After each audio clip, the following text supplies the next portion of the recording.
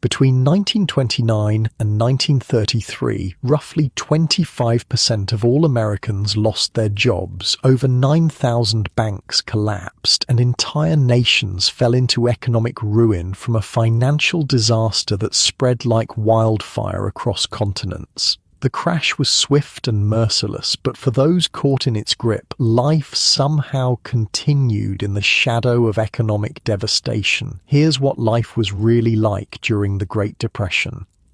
Hey, quick thing before we start. If you actually listen to these regularly, hit like or subscribe. I always wonder where everyone's at, so comment your city and what time it is. Weird to think some of you are having breakfast in London while I'm recording this at night here in the States. Alright, tonight it's the Great Depression, but before we go anywhere, get comfortable. Seriously, adjust those pillows, pull up that blanket, because where we're going, you're going to want to be cozy. Your eyes snap open to darkness. The room is ice cold. October in New York, 1929, and coal for heating is already being rationed in your building. Your stomach growls painfully, not like the mild hunger when you skip lunch. This is day 3 without a proper meal hunger, the kind that makes your body literally start to consume itself.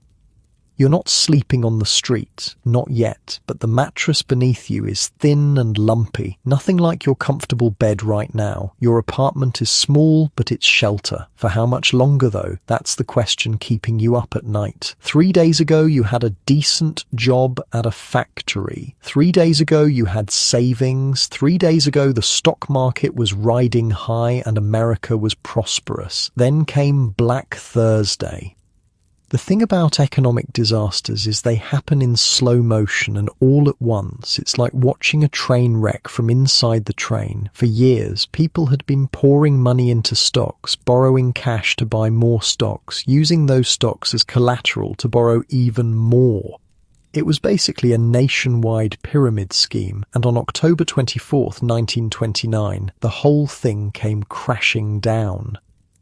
Extra, extra. The paperboy's voice cuts through the morning fog as you walk to the employment office. Stock market collapses, worst crash in history. You remember yesterday's scenes outside the New York Stock Exchange, men in expensive suits with blank expressions.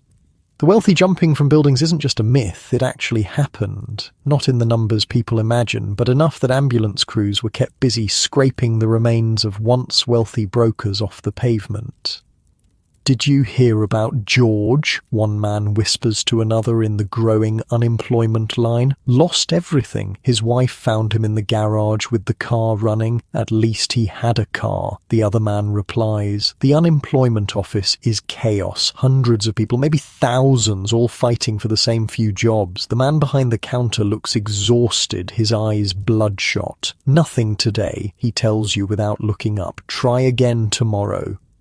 But tomorrow will be the same, and the day after, and the day after that. Wait, I need you to understand what this actually felt like. This wasn't just a bad day in the stock market. This was the entire economic system of the United States, the richest country on earth, completely collapsing. Imagine every financial certainty in your life vanishing overnight. The market will recover, the newspapers say. President Herbert Hoover makes reassuring statements. Prosperity is just around the corner, but you're not stupid. You can see the truth with your own eyes. On your way home, you pass a bank. There's a crowd outside, growing larger by the minute, people pounding on the locked doors, some crying, others shouting, a bank run. When people lose faith in banks, they all rush to withdraw their money at once. But here's the thing about banks in 1929. They don't keep all your money on hand. They lend it out. So when everyone wants their cash at the same time, the bank fails. "They can't just keep our money," a woman screams, her face red with anger. "That's my life savings in there." But they can, and they did. Between 1930 and 1933, nearly half of all American banks failed. If your money was in one of them, it was just gone. No FDIC insurance, no government bailout, just gone. You know what's really wild? Before the crash, the economy seemed unstoppable. The roaring 20s were exactly that. Roaring with excess, jazz, illegal booze during Prohibition, and money that seemed to multiply like magic in the stock market. 10 grand your neighbor had boasted last month. Started with just $500 last year. The market only goes up, friend. Only goes up. He jumped from his 10th floor apartment 2 days after the crash.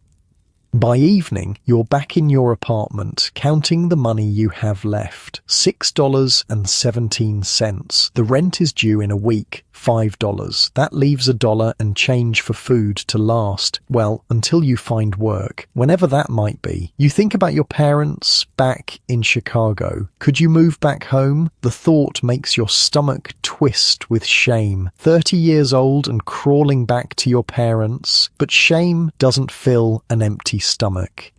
On the street below, a commotion draws you to the window. A family is being evicted, their furniture, clothes, and personal belongings thrown carelessly onto the sidewalk. The mother is crying, clutching a baby to her chest. The father stands motionless, his expression blank with shock.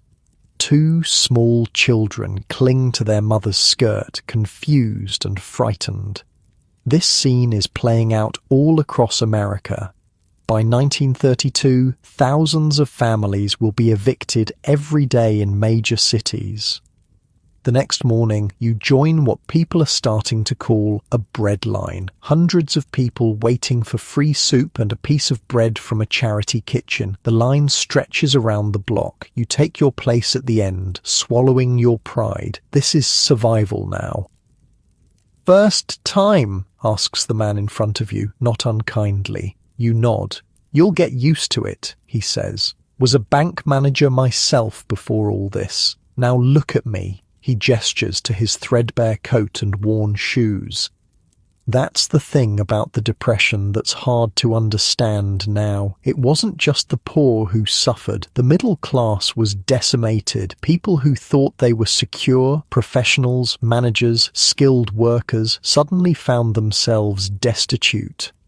"The thing is," the former bank manager continues, "nobody's immune. I had customers, millionaires on paper, who lost everything in a day. One fella came in to withdraw $1 million.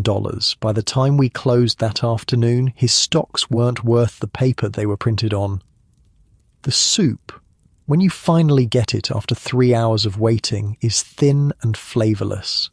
The bread is stale, but it's food. You wolf it down, trying not to think about when you'll eat again. Back in your apartment, you turn on the radio, one luxury you've maintained. President Hoover is speaking, assuring the nation that the economy is fundamentally sound, that prosperity will return. "He's full of shit," says your neighbor through the thin wall. "Sorry for the language," he adds, probably remembering your shared wall. "No, you're right," you call back. This casual conversation through the wall has become your main social interaction. "Got any coffee?" he asks. "Just the grounds from yesterday, already used them twice." "Bring 'em over, I'll show you how to get a third cup out of them." And this is how people survived. Sharing, stretching, making do. Coffee grounds used multiple times. Soup made from ketchup and hot water. Clothing mended and remended until the original fabric was more patch than garment. The crazy part, the stores were full of food. The problem wasn't supply. It was that people had no money to buy anything. Farmers were destroying crops because prices had fallen so low it wasn't worth bringing them to market, while people in cities were starving. In Iowa, farmers poured milk onto highways rather than sell it for pennies. In California, oranges rotted in vast piles while children in New York developed diseases from malnutrition. It's one of history's cruelest ironies. Starvation amidst plenty. The next day brings rumors that the stock market is recovering. People are hopeful again. Maybe this will all blow over quickly. Maybe Hoover is right about prosperity being just around the corner. You hear of a factory across town that might be hiring. You spend your precious pennies on a trolley fare, only to find hundreds of men already waiting when you arrive. Some have been there since dawn. They're taking applications, one man tells you, but they've got 20 spots and there must be 500 of us here. You wait anyway. What choice do you have? By noon, a factory foreman comes out. No more jobs today, he shouts. Try again next week. The crowd's disappointment is palpable, a wave of despair washing over hundreds of faces. Men turn away, shoulders slumped, shuffling back to wherever they came from. But one man doesn't move. That's it, he shouts. We wait all morning and that's it? The foreman ignores him, turning to go back inside. My kids are hungry, the man screams, his voice breaking. My kids haven't eaten in 2 days. Other men join in now, their voices rising in anger and desperation. For a moment, it feels like the crowd might rush the factory gates. There's a dangerous energy building, the kind that precedes violence. You back away. You've heard about riots breaking out in other cities, hungry, desperate people looting grocery stores and warehouses. You don't want to be part of that, but you understand it now. Hunger does things to people. It strips away civilization, reduces humans to their most basic instincts. Your own empty stomach has been teaching you this lesson. You find yourself walking past neighborhoods you'd never normally enter, the wealthy areas, the homes with lights still on, cars still in driveways, smoke still curling from chimneys, the people who survived the crash or even profited from it, buying stocks at rock-bottom prices. The divide between rich and poor existed before the crash, but now it's a canyon, gaping and impossible to ignore. Here's something wild about economic depressions. They're not equal opportunity disasters. While millions were plunged into poverty, others barely noticed. The truly wealthy, old money, not the nouveau riche who gambled everything on stocks, continued much as before. Their servants might have accepted lower wages, their portfolios might have taken a hit, but they weren't standing in bread lines. Walking back to your apartment, you pass a Hooverville, one of the shanty towns springing up in cities across America, named mockingly after the president who seemed unable or unwilling to address the crisis. Makeshift shelters cobbled together from scrap wood, cardboard, tin sheets. Whatever people could find. Entire families living in conditions you wouldn't keep animals in. You wonder how many of those people had normal lives just weeks ago. 2 children play in the dirt outside one of the shacks using sticks and rocks as toys. They're thin, their clothes dirty and too small, but they're laughing. Children adapt. Somehow they find joy even in the darkest circumstances. The next morning brings news that reverberates through the city like a thunderclap. The stock market, which had been recovering slightly, has crashed again. Any hope of a quick resolution to the crisis vanishes.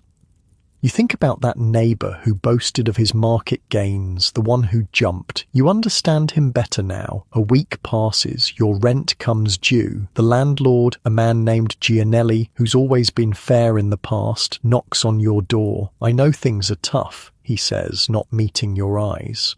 But I got the bank breathing down my neck. If I don't collect, I lose the building. You hand over your $5, leaving yourself with just over $1 for how long? You don't know. Thanks, he says, pocketing the money. Then, unexpectedly, he pulls out a paper bag. My wife made extra stew, said to give it to you. The simple kindness brings tears to your eyes. You're too choked up to speak, so you just nod your thanks. That night, as you savor each bite of the stew, actual meat, vegetables, flavor, you listen to the radio. The news is spreading beyond America now. The economic disaster isn't contained. It's jumping borders, crossing oceans. In Germany, already struggling under the weight of war reparations from the Treaty of Versailles, banks are failing. In Britain, unemployment is soaring. The global economy is interconnected in ways people barely understood until it all began to unravel. You think about your job at the factory, making parts that were shipped overseas. The factory closed because orders dried up. Those orders dried up because companies in other countries were failing. Those companies were failing because their customers had no money. And round it goes, a perfect circle of economic destruction. The stew is gone too quickly. You use bread to wipe the bowl clean, not wasting a drop. Then you lie back on your bed, staring at the ceiling, wondering what tomorrow will bring. Outside, the city that never sleeps has taken on a different rhythm. Not the frenetic energy of prosperity, but the restless stirring of worry, of hunger, of fear. In just a few short weeks, the world has changed completely, and the depression is only just beginning. What's happening in America is just the first tremor. The economic earthquake will soon shake the entire world, toppling governments, birthing extremist movements, redrawing the map of global power. In Germany, a political party that garnered only 2.6% of the vote in 1928 will soon find fertile ground for their message among the unemployed and desperate. Their leader, a failed artist with a talent for channeling anger, will rise on the tide of economic misery. In Britain, the pound sterling, once the world's most stable currency, will be forced off the gold standard, a humiliation for a nation that prided itself on financial strength. In Japan, military leaders will point to the economic crisis as proof that their nation must expand, must secure resources and markets by force if necessary.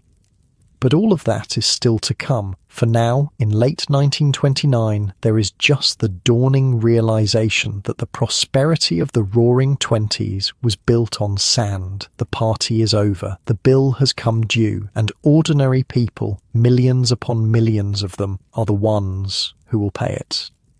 As you drift towards sleep, your empty stomach growling, you wonder how long this can last. Surely things will improve soon, the government will step in, the economy will recover, life will return to normal. But deep down, this isn't a temporary setback. This is something new, something vast and terrible. This is the Great Depression, and it's just getting started. You've made it to 1930 somehow. The winter was brutal, not just the cold, but the grinding uncertainty of each day. Every morning, the same question. Will I eat today? Your apartment is gone now, couldn't make rent after December. You're staying at the YMCA when you can scrape together 15 cents for a bed on park benches when you can't. Central Park has become an unofficial campground for the newly homeless. At night, if you squint, the clusters of makeshift shelters almost look like a festival. Almost. "Morning, Professor," says Joe, nodding as you emerge from your spot beneath a cluster of pine trees. Joe was a construction worker before the crash. Now he's the unofficial mayor of this section of the park. He calls everyone Professor, regardless of their former occupation. "Any leads today?" you ask, stretching your stiff limbs. "Heard they're hiring at the docks. Just day labour, but it's something." You nod your thanks and head toward the harbour. The docks are always worth checking, though the competition for work is fierce. 500 men might show up for 20 spots unloading cargo, if there's even cargo to unload. International trade is drying up fast. The scene at the docks is exactly as you expected, a sea of desperate men. Some have been dockhands all their lives, their bodies shaped by years of lifting and hauling. Others, like you, are newcomers to this world, former office workers and shopkeepers. The foreman appears at 6 sharp. "Need 20 today," he shouts above the murmur of the crowd. The press of bodies is immediate, everyone surging forward. You're caught in the middle, pushed and pulled. Someone's elbow catches your ribs. Another man steps on your foot, but you keep moving forward. The foreman points randomly. You. Each man selected quickly steps aside, relief washing over their faces. By some miracle, you're chosen. Maybe it's because you've managed to keep your clothes relatively clean. Maybe it's just dumb luck. Either way, you're working today. The work is brutal, unloading crates from a ship that's come in from South America. Coffee mostly. The irony isn't lost on you. You haven't tasted real coffee in months, making do with reused grounds or chicory substitutes. Now you're handling crates of the stuff, worth more than you'll earn in a month. Slow boat, comments one of the veteran dockhands during a rare break. Usually 3 ships a week from Brazil, now maybe 1. Why's that, you ask, gulping water from a communal bucket. Tariffs, he spits. Goddamn smoot Hawley. President signed it last month, raised taxes on imports to protect American jobs. But you know what happens when we tax their goods? They tax ours back, you reply. Bingo, Professor. He doesn't know Joe calls you that too. So now nobody's buying, nobody's selling, and we're all screwed 6 ways from Sunday. The Smoot-Hawley tariff. You'd read about it in the papers. Over 1,000 economists had signed a petition begging President Hoover not to sign it. But Congress pushed it through and Hoover caved. Now international trade, already wounded by the crash, was being strangled by protectionist policies. By noon, your back is screaming and your hands are raw, but you've earned $1, a whole dollar for 6 hours of back-breaking labour. 5 years ago, you'd have scoffed at such wages. Today, it feels like winning the lottery. Same time tomorrow? You ask the foreman as he hands you your pay. He shakes his head. Ships unloaded, nothing else scheduled this week. And just like that, you're unemployed again.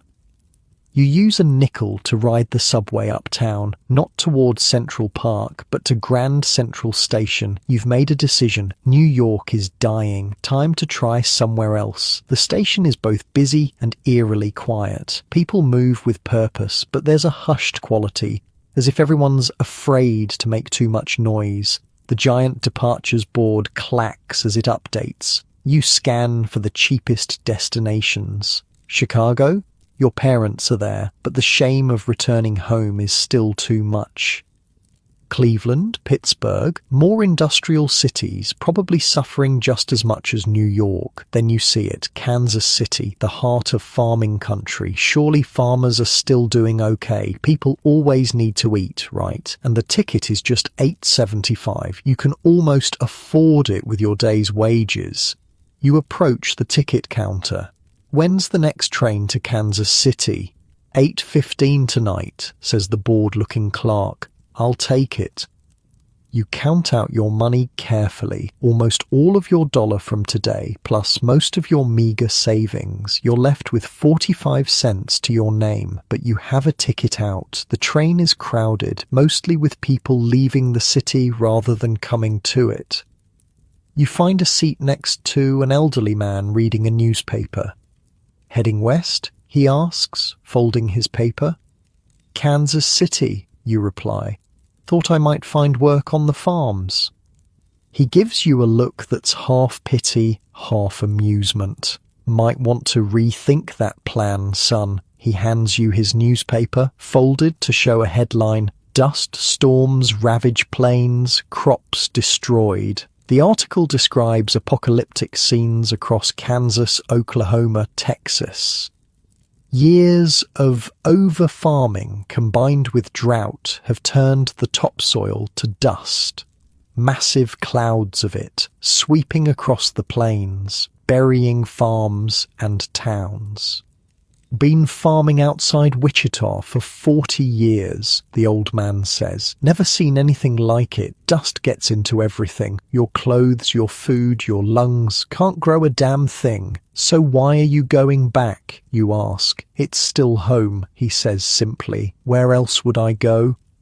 You stare out the window as the train rumbles west, watching America roll by. The countryside should be beautiful in June, but instead it looks tired, neglected. Abandoned cars rust by the roadside. Farms sit empty, fields untended. You fall asleep eventually, lulled by the rhythm of the train. When you wake, the landscape has changed, flatter now, the Great Plains stretching to the horizon, but the sky has a strange colour, brownish, hazy.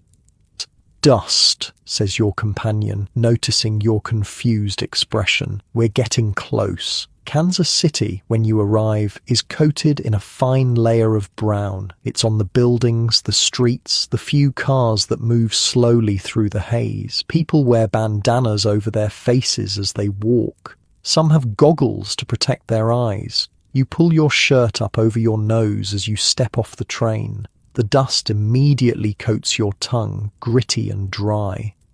"Oh, first time in dust country?" asks a porter, noticing your reaction. You get used to it, or you leave. Your plan to find farm work is clearly dead on arrival. If farmers can't even grow crops, they sure as hell aren't hiring. But you're here now with 45 cents and no return ticket. The porter seems to read your mind. If you're looking for work, try the rail yards. They're always needing men to clean the engines. Dust gets in the machinery. The rail yards are on the edge of town, a sprawling complex of tracks, roundhouses and repair sheds. You find the foreman's office easily enough. "Got experience with trains?" he asks, not looking up from his paperwork. "Quick learner," you offer. He sighs, finally meeting your eyes. Everyone's a quick learner these days. Got hundreds of quick learners looking for work. You're about to turn away when he adds, "But I need someone right now. Engine 4522 came in caked with dust, needs to be cleaned before it seizes up completely, pays 30 cents an hour. It's less than the docks in New York, but it's something. I'll take it." The work is even worse than unloading coffee. You're squeezed into the cramped spaces of a locomotive, scrubbing dust from every surface, every gear, every pipe. The air is thick with it, despite the bandana over your face. Your eyes sting, your throat burns. By day's end, you're filthy, exhausted, and have earned a grand total of $2.40. The foreman seems satisfied with your work. "Come back tomorrow," he says. "Got 3 more engines need cleaning." You find a boarding house that charges 50 cents a night. It's cleaner than the YMCA in New York at least. You use some of your earnings to buy dinner at a cheap diner. Actual hot food, the first real meal you've had in weeks. The diner is half empty, but those who are there seem to be railroad men. Their conversations revolve around reduced schedules, routes being cut. "Passenger service to Denver's being suspended," one says. "Not enough riders to justify the run." "Freight to Chicago's down 60%, adds another. "Used to be 6 trains daily. Now it's 2, and they're half empty. The railroads were America's arteries, carrying goods and people across the continent. Now they're clotting, slowing, failing. Another symptom of the economic disease spreading through the nation."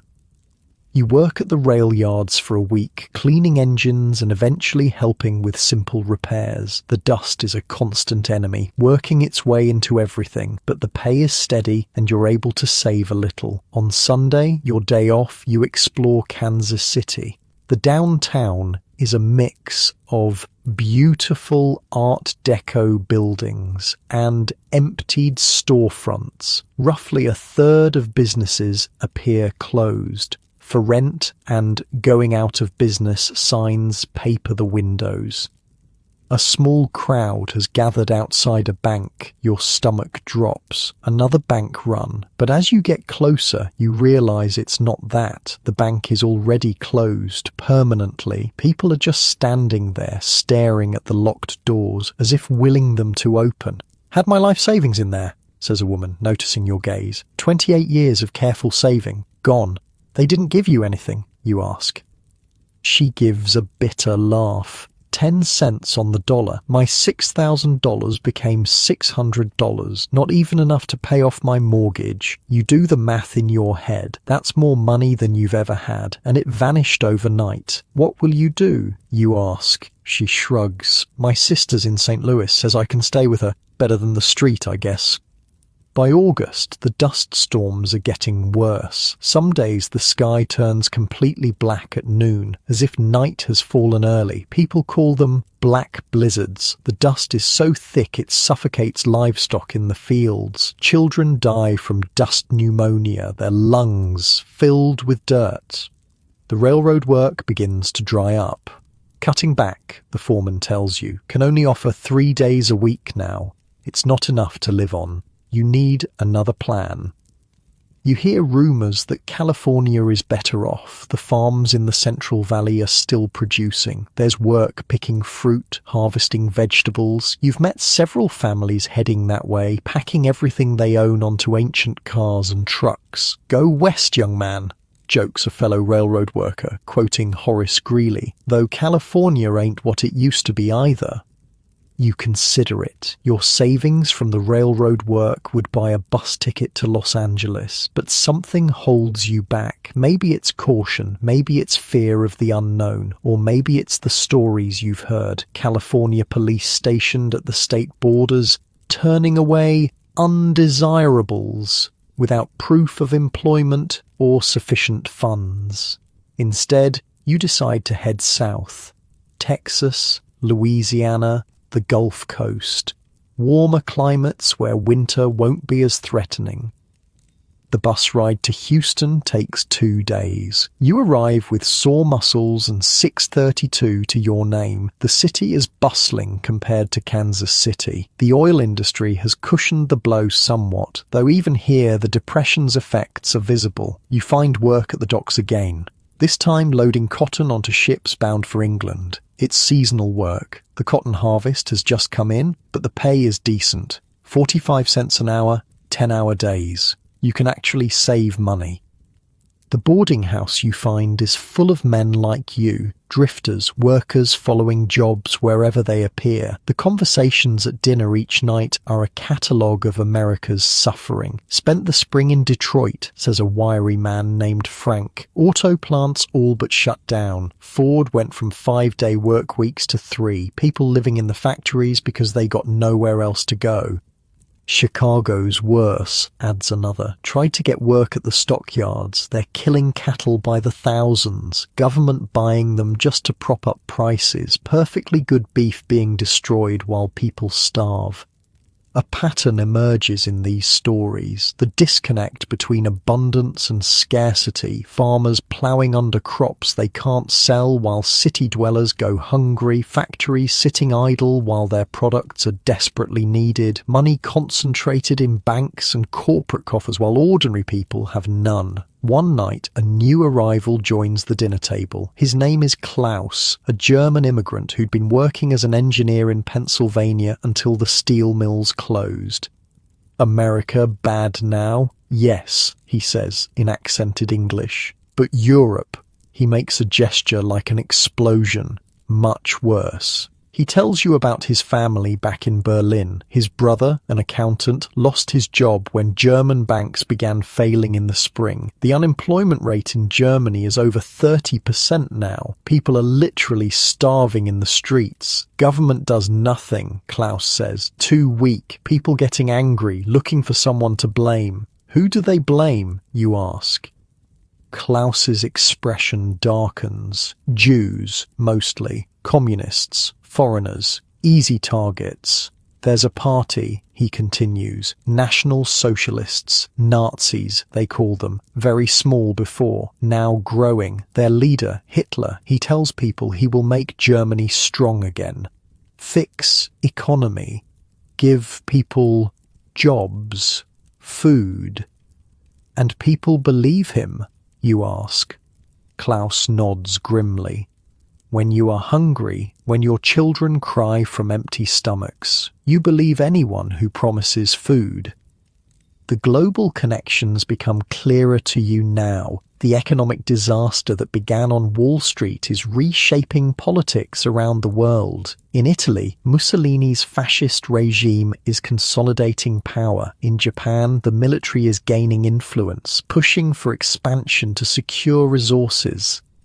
In Germany, an obscure political party is finding fertile ground for its message of hatred and resentment. The cotton season ends, and with it your dock work in Houston, but you've saved enough, almost $100, to give yourself a cushion while you look for the next opportunity. December finds you in New Orleans, working odd jobs on the riverfront. The weather is mild compared to the northern winter, and the city has a vibrancy that seems to defy the national mood. Music still spills from clubs along Basin Street, though the audiences are smaller, the tips less generous. You've become part of America's new nomadic class, following seasonal work, moving when opportunities dry up, living in boarding houses and flop houses, occasionally sleeping rough when necessary. Your possessions fit in a single knapsack. You've learned to travel light, both physically and emotionally. The radio brings news from Washington. President Hoover continues to resist direct federal intervention in the economy, believing that voluntary efforts by business leaders and private charities will eventually turn things around. The bastard just doesn't get it, says your roommate, a former bank teller from Omaha. People are dying out here, actual children starving to death in the richest country on earth, and he's talking about rugged individualism. Hoover has become a national villain, his name a bitter joke. Newspapers used to wrap around oneself for warmth are Hoover blankets. Empty pockets turned inside out are Hoover flags. The shantytowns sprouting in every city are Hoovervilles. On Christmas Day 1930, you allow yourself a small splurge. Dinner at a real restaurant with tablecloths and waiters in bow ties. It costs nearly $1, an extravagance that would have been unthinkable a year ago. But you've survived when so many others haven't. That seems worth celebrating. The restaurant is half empty. Those who are dining seem subdued, the usual holiday cheer muted. At a nearby table, a family, mother, father, 2 children, bow their heads in prayer before eating. Their clothes are well made but worn, the kind of outfits people wear when they're maintaining appearances despite reduced circumstances. Thank you, Lord, for this food, the father says quietly, and for the blessing of being together when so many families are separated by hardship. You think about your own parents in Chicago. You've sent them postcards from your various stops but haven't seen them since before the crash. Are they okay? The shame that kept you from returning home seems petty now, a luxury from a different life. The new year brings news that the economic situation is worsening. More banks failing, 352 in 1930 alone. Unemployment climbing toward 15%. And still, Hoover resists direct federal relief, believing it would undermine American self-reliance.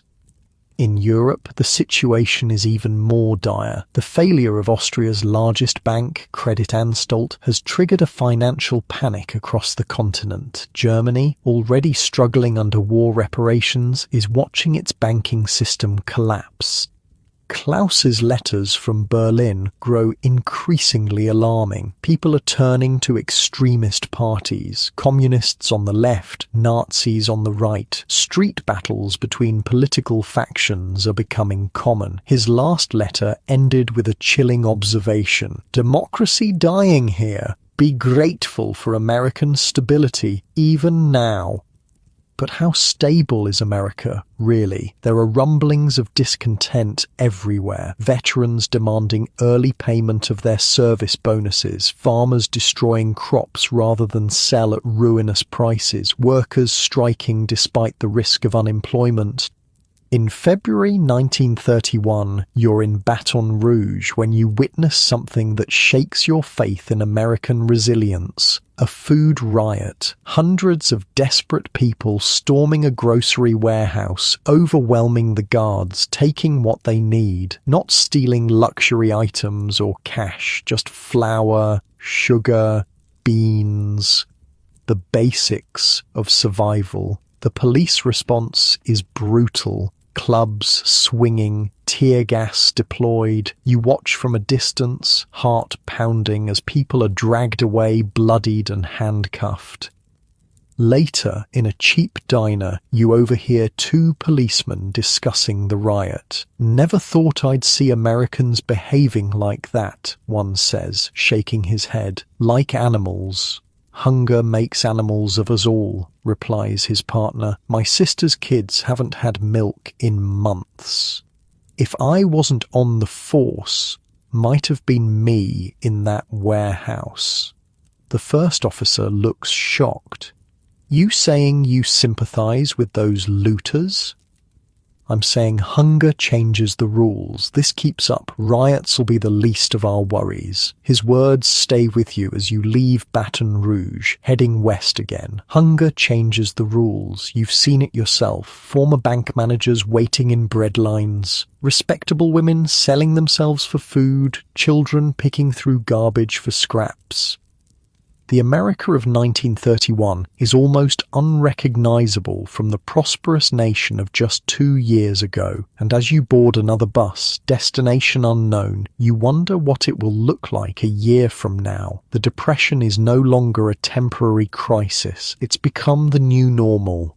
A disaster that's reshaping society, politics, even human behavior, and it's far from over.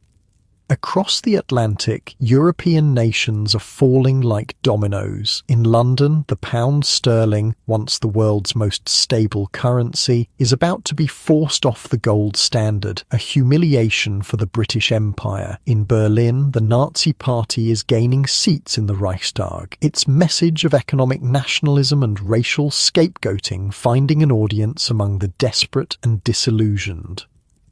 In Japan, military leaders are making the case for expansion, arguing that the economic crisis proves Japan must secure resources and markets abroad, by force if necessary. The Great Depression isn't just an American tragedy, it's a global catastrophe that will ultimately reshape the world order, leading to conflicts and realignments that will define the 20th century.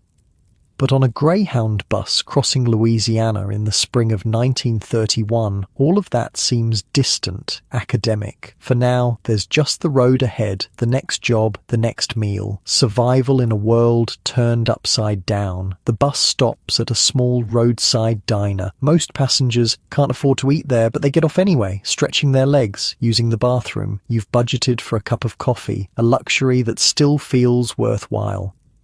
Inside, the radio is playing. A news announcer is discussing international financial markets, the cascading bank failures in Central Europe, the pressure on Germany's already fragile economy. Now turning to domestic news, he says, his voice crisp and authoritative. President Hoover continues to express confidence that the economic situation will improve naturally without the need for direct government intervention.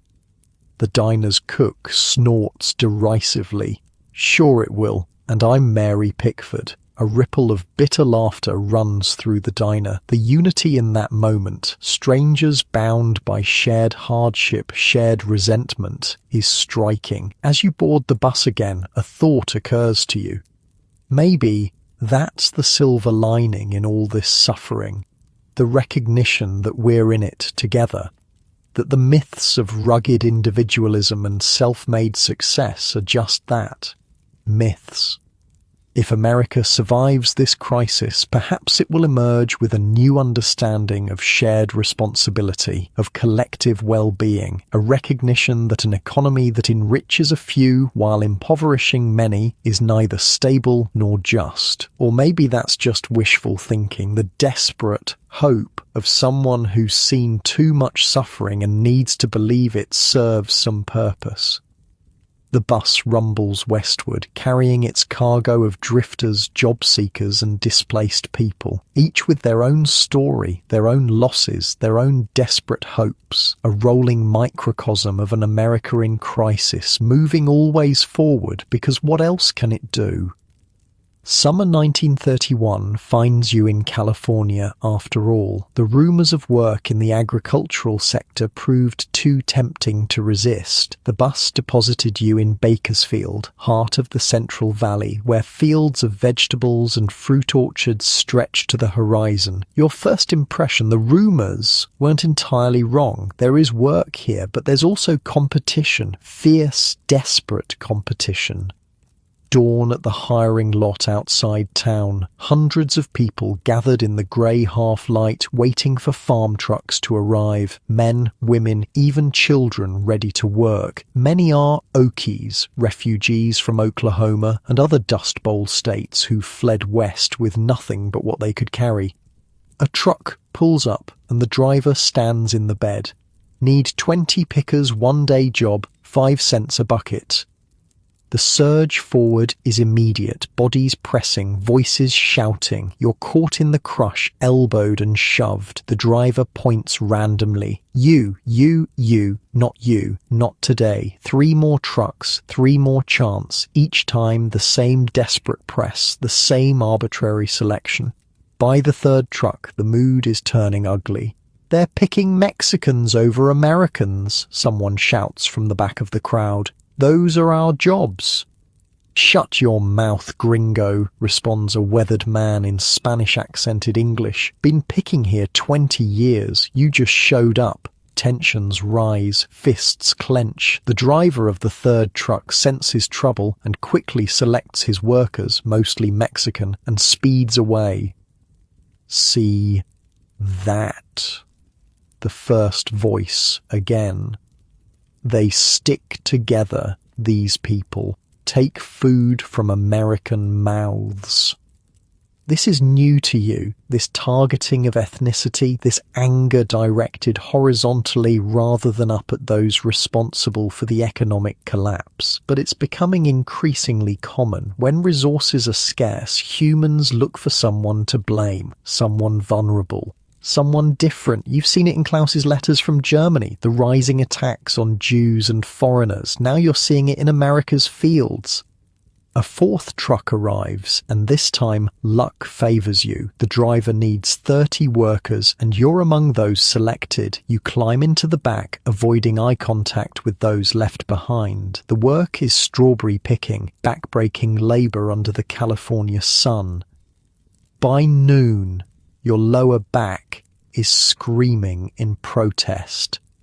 By 3, your fingers are stained red and pricked with tiny cuts from the stems. But you work steadily, filling bucket after bucket.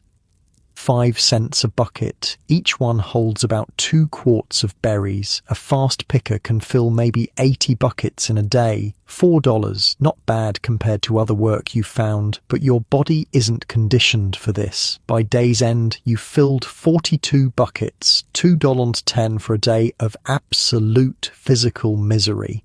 First day's the worst, says an older woman working nearby, noticing your grimace as you straighten up. Gets easier. Been doing this long? You ask. 3 years now. She wipes sweat from her forehead with a bandana. Used to own a farm in Nebraska. Bank took it. Now I pick other people's crops. Her name is Martha. She's in her 50s, skin leathered by sun and hardship. She invites you to the camp where she stays with other agricultural workers. The camp is a revelation. Hundreds of makeshift tents and shacks spread across an open field. No running water, no electricity, no sanitation. Children with distended bellies play in the dirt. Gaunt adults sit in whatever shade they can find, conserving energy for tomorrow's work. "Welcome to the promised land," Martha says with bitter irony. She introduces you to her neighbors, a family from Oklahoma, their 4 children, all under 10, a couple from Arkansas who lost their farm to the bank, a widower from Kansas whose wife died of pneumonia on the journey west. Government man came by last week, says the Oklahoman, a rail-thin man named Earl, taking pictures, asking questions, said he was from some new agency. What did he call it, Dottie? Resettlement Administration, his wife replies. Said President Hoover wanted to know about conditions. Hoover can go to hell, Earl spits. 3 years of this, and now he wants to know how we're living. We're dying is how we're living. You spend a week in the strawberry fields, then move on to lettuce, then tomatoes. Your body adapts, muscles hardening, hands callousing. The money isn't great, but it's steady, and food costs less here, so close to the source. Martha becomes something of a mentor. She's been following the harvests up and down California for years now, knows which farms treat workers fairly, which cheat on the weights, which provide water and which don't. Key is to save during peak season, she advises. August through October, you can work every day, then it slows down. By winter, might be only 2-3 days a week. She's built a small community here, not family by blood, but family by circumstance. They share resources, watch each other's children, care for the sick. It's a kind of mutual aid society born of necessity. One night, sitting around a small fire, someone produces a battered radio. The evening news crackles through the speaker. In international news, Great Britain today abandoned the gold standard, allowing the pound sterling to float freely on currency markets. The move comes after weeks of financial pressure and significant outflows of gold from the Bank of England. "What's that mean?" asks one of the children, surprisingly engaged by financial news. "Means even the British Empire's going broke, kid," says Earl. "Whole world's going to hell together." He's not wrong. Britain's abandonment of the gold standard in September 1931 is a seismic event in global finance. The pound sterling, once the world's most stable currency, the bedrock of international trade, is now just another piece of paper subject to market whims. Other countries follow Britain's lead, abandoning gold one by one.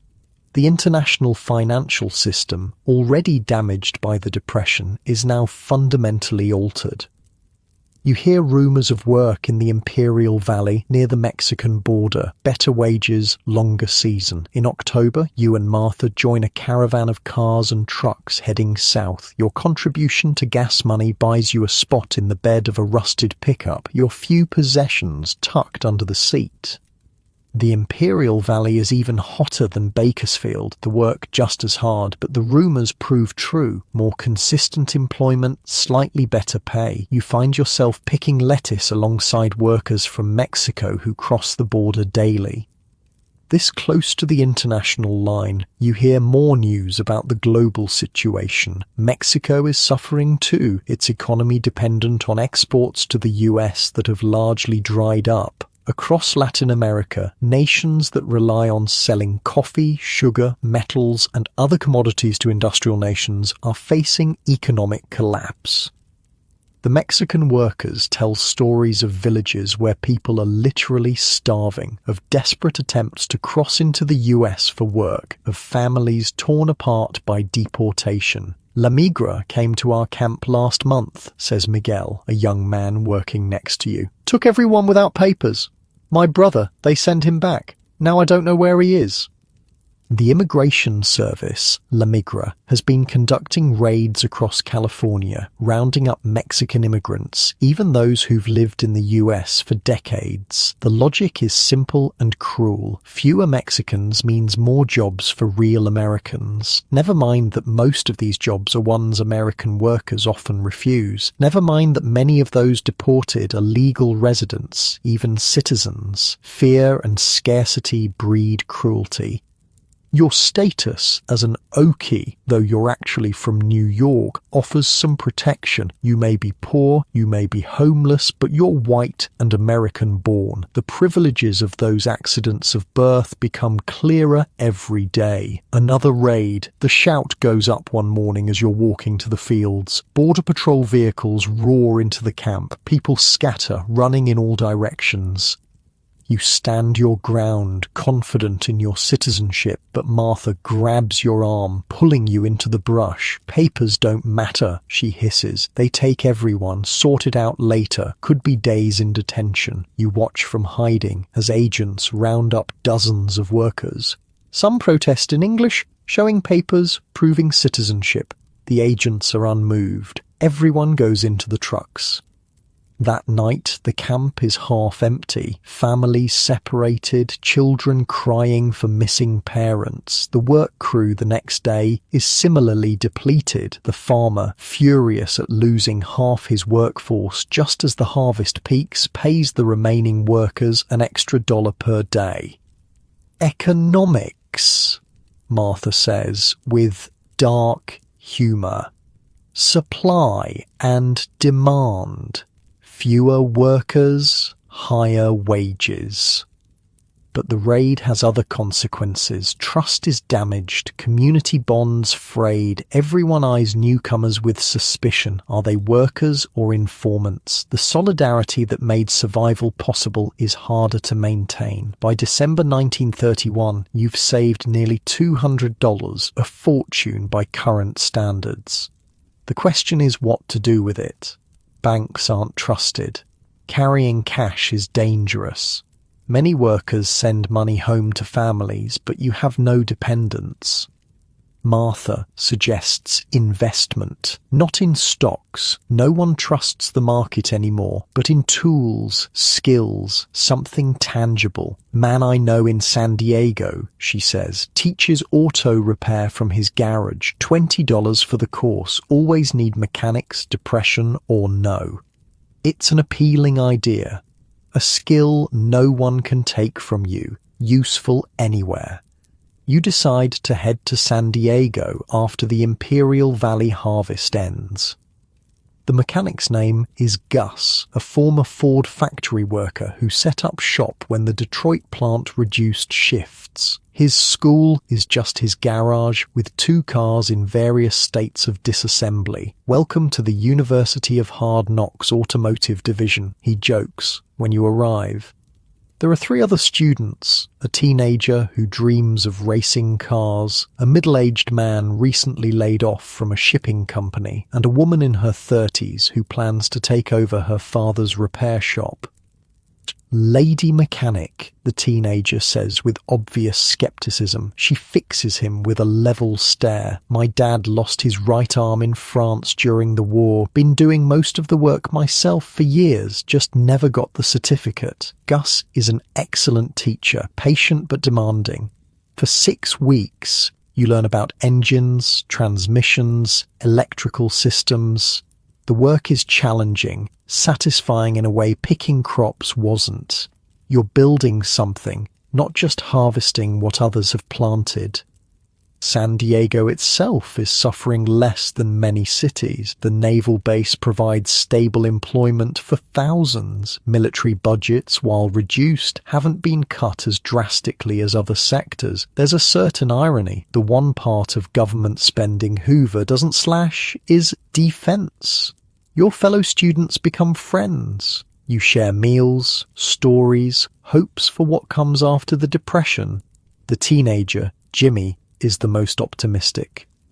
My uncle says it'll turn around this year, he insists one night over beans and rice in Gus's kitchen. Stock market's up from its lows. Banks are more stable. The woman, Rebecca, snorts. Your uncle been saying that since 29? Jimmy flushes. This time's different. Hoover's got new plans. Hoover's a damn fool, says the middle-aged man, Frank, waiting for the natural business cycle to fix things. Meanwhile, people starve. The conversation turns to politics, as it increasingly does everywhere. 1932 is an election year. President Hoover, once hailed as a brilliant administrator and humanitarian for his work feeding Europe after the Great War, is now perhaps the most hated man in America. Who's running against him, you ask? Democrats haven't picked their candidate yet, says Gus. But word is it'll be Roosevelt, governor of New York. Any good? Asks Rebecca. Gus shrugs. Hard to say. Rich man, like all of them, but had polio, can't walk without braces. Maybe suffering teaches compassion. The conversation drifts to news from abroad. Things in Germany are deteriorating rapidly. The Nazi Party is now the second largest in the Reichstag. Hitler came close to winning the presidency, forcing aging war hero Paul von Hindenburg into a runoff. My cousin's husband is Jewish, says Rebecca. They're leaving Berlin, coming to New York, says it's getting dangerous. Why blame Jews for the economy? Jimmy asks, genuinely confused. Doesn't make sense. Sense has nothing to do with it, kid, Frank says. Fear makes people stupid. Scared people want someone to blame. In January 1932, shocking news comes from Asia. Japan has invaded Manchuria, a resource-rich region of northern China. The Imperial Japanese Army, acting without clear authorization from Tokyo, has seized a massive territory and established a puppet state. The world watches, does nothing. The League of Nations issues condemnations, but no concrete actions. Western powers, consumed by their own economic crises, have no appetite for confronting Japan. It's a chilling precedent, aggression unpunished, territorial conquest achieved through force, a lesson that won't be lost on other expansionist powers. Your auto repair course ends in February. Gus gives each student a certificate, homemade but official looking. More importantly, he gives recommendations. Buddy of mine runs a garage in Santa Monica, he tells you. Could use someone with your attention to detail, won't pay much starting out but room to grow. It's the most promising opportunity you've had since the crash. A chance for stable employment, for settling in one place, for beginning to rebuild a life. The bus ride to Los Angeles takes you through landscapes transformed by the Depression. The highways are dotted with hitchhikers, whole families walking with their possessions on their backs, makeshift camps in the roadside woods. Outside the small town of Oceanside, you see a sign that stops your heart. Bonus Army Recruiting Station. Veterans March on Washington. Join up here. The Bonus Army. You've heard about it on the radio. World War veterans, promised a service bonus to be paid in 1945, are demanding early payment due to the Depression. Thousands are planning to march on Washington to pressure Congress. The bus stops briefly in Oceanside. You step off to stretch your legs and approach the recruitment station, just a card table with two aging veterans. You serve? One asks. You shake your head. Just curious. Hell of a thing, he says. Fought for our country. Now we're fighting for what we're owed. Planning to have 20,000 veterans in DC by June. Think it'll work? You ask. He shrugs. Has to. I got kids to feed. Bonus would mean $2,000 for me. Difference between starving and surviving. Back on the bus, you ponder what might happen if the government refuses the veterans' demands. 20,000 trained soldiers, desperate, angry, converging on the capital. Could it lead to revolution, to military coup? America's democratic traditions seem strong, but hunger changes the rules, as that policeman in Baton Rouge said. Los Angeles appears on the horizon, sprawling and hazy. Despite the Depression, it's growing, fueled by the fledgling movie industry and the migration of Dust Bowl refugees. The contrasts are stark. Opulent Beverly Hills mansions visible from Hooverville shantytowns, gleaming new office buildings next to soup kitchens with lines around the block.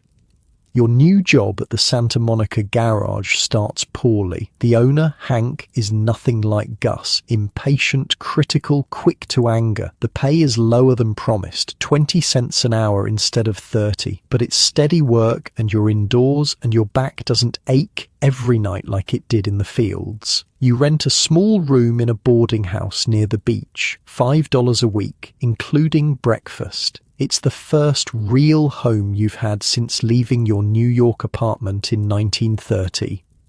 The other boarders are a mix of the barely employed, a movie studio janitor, a part-time secretary, a night watchman. Everyone's struggling, but they've held on to these threads of normalcy. A roof, a bed, regular meals. One night in April, sitting on the boarding house porch, you witness something that encapsulates the madness of the Depression economy. On the beach, city workers are burning oranges, thousands of them piled high and set aflame. The night watchman, Ed, explains, government buys surplus crops to keep prices up, can't give them away, that would drive prices down, so they destroy them. The sheer insanity of it, food being destroyed while people go hungry, leaves you speechless. The economics might make some theoretical sense, but the human reality is obscene. The next day at work, a well-dressed man brings in a brand new Packard for service. While Hank fawns over him, you change the oil, check the belts, top off fluids. It's routine work, but the car itself is a marvel, evidence that not everyone is suffering equally. Movie producer, Hank tells you after the man leaves. They're still making money hand over fist. Seems the worse things get, the more people want to escape to the pictures. It's true. Despite or because of the Depression, Americans are flocking to cinemas. For a quarter, they can forget their troubles for 2 hours, lose themselves in glamour and adventure and romance. The movie industry is one of the few thriving sectors of the economy. That weekend, flush with your weekly pay, you treat yourself to a film, Public Enemy, starring James Cagney. The theatre is packed, the audience raucous, when Cagney's gangster character rises from poverty to wealth through crime. Some in the crowd cheer. The moral comeuppance at the end is met with boos. It's another sign of changing attitudes. Pre-crash, such a reaction would have been unthinkable. Now, traditional notions of morality are bending under economic pressure. If banks can steal life savings, if governments can burn food while children starve, why shouldn't an ordinary man turn to crime? May brings news that the bonus army is growing larger than expected. Veterans from across the country are converging on Washington, building a massive encampment. President Hoover refuses to meet with them. Congress debates the bonus bill half-heartedly. The boarding house gets a new resident, a journalist named Helen, who works for a small left-wing newspaper. Her stories focus on labor disputes, union organizing, the conditions in worker camps. At dinner each night, she shares news that doesn't make the mainstream press. Steel workers in Pennsylvania just called a strike, she announces one evening. 5,000 men. Company brought in armed guards. There's going to be violence. Cops or National Guard? Asks Ed. Both, Helen says grimly. Governors in the company's pocket. This too is becoming commonplace. State power deployed to break strikes, protect property, maintain an economic order that's failing most Americans. The facade of neutrality is wearing thin. In June, shocking news arrives from Washington. The Senate has rejected the bonus bill. The bonus army camps remain, growing larger and more permanent. The veterans vow to stay until they receive justice. Helen returns from a reporting trip to the Imperial Valley, where you worked months earlier. They're organizing, she says excitedly. Farm workers, both Mexican and American, demanding higher wages, better conditions. It's unprecedented. Won't last, says Ed. They'll just bring in the cops, break it up. Maybe, Helen acknowledges, but something's changing. People aren't afraid anymore. What's the worst that can happen? Poverty? They're already there. She's right. Across America, a new militancy is emerging. Coal miners in Kentucky, auto workers in Michigan, textile workers in Massachusetts. Strikes and organizing drives are spreading despite violent opposition from employers and authorities. The Depression is entering its fourth year. The initial shock has worn off. The hope for quick recovery has died. What remains is a grim determination, a growing anger, a radical questioning of the system itself. In your small room, you sometimes take out the dollar bills from your weekly pay and stare at them. These pieces of paper, once so reliable, have been revealed as fragile constructs, their value dependent on collective faith that has been severely shaken. If money can evaporate overnight, if work doesn't guarantee survival, if governments burn food while people starve, what other certainties might prove false? What other foundational assumptions might crumble? These are the questions being asked across America, across the world, as the Great Depression grinds on, and the answers, when they come, will reshape global politics, economics, and society for decades to come. The old order is dying. What will replace it remains uncertain. But in boarding houses and Hoovervilles, in farm fields and factory floors, in the corridors of power and the back rooms of radical politics, the future is being negotiated, fought over, born in pain and possibility.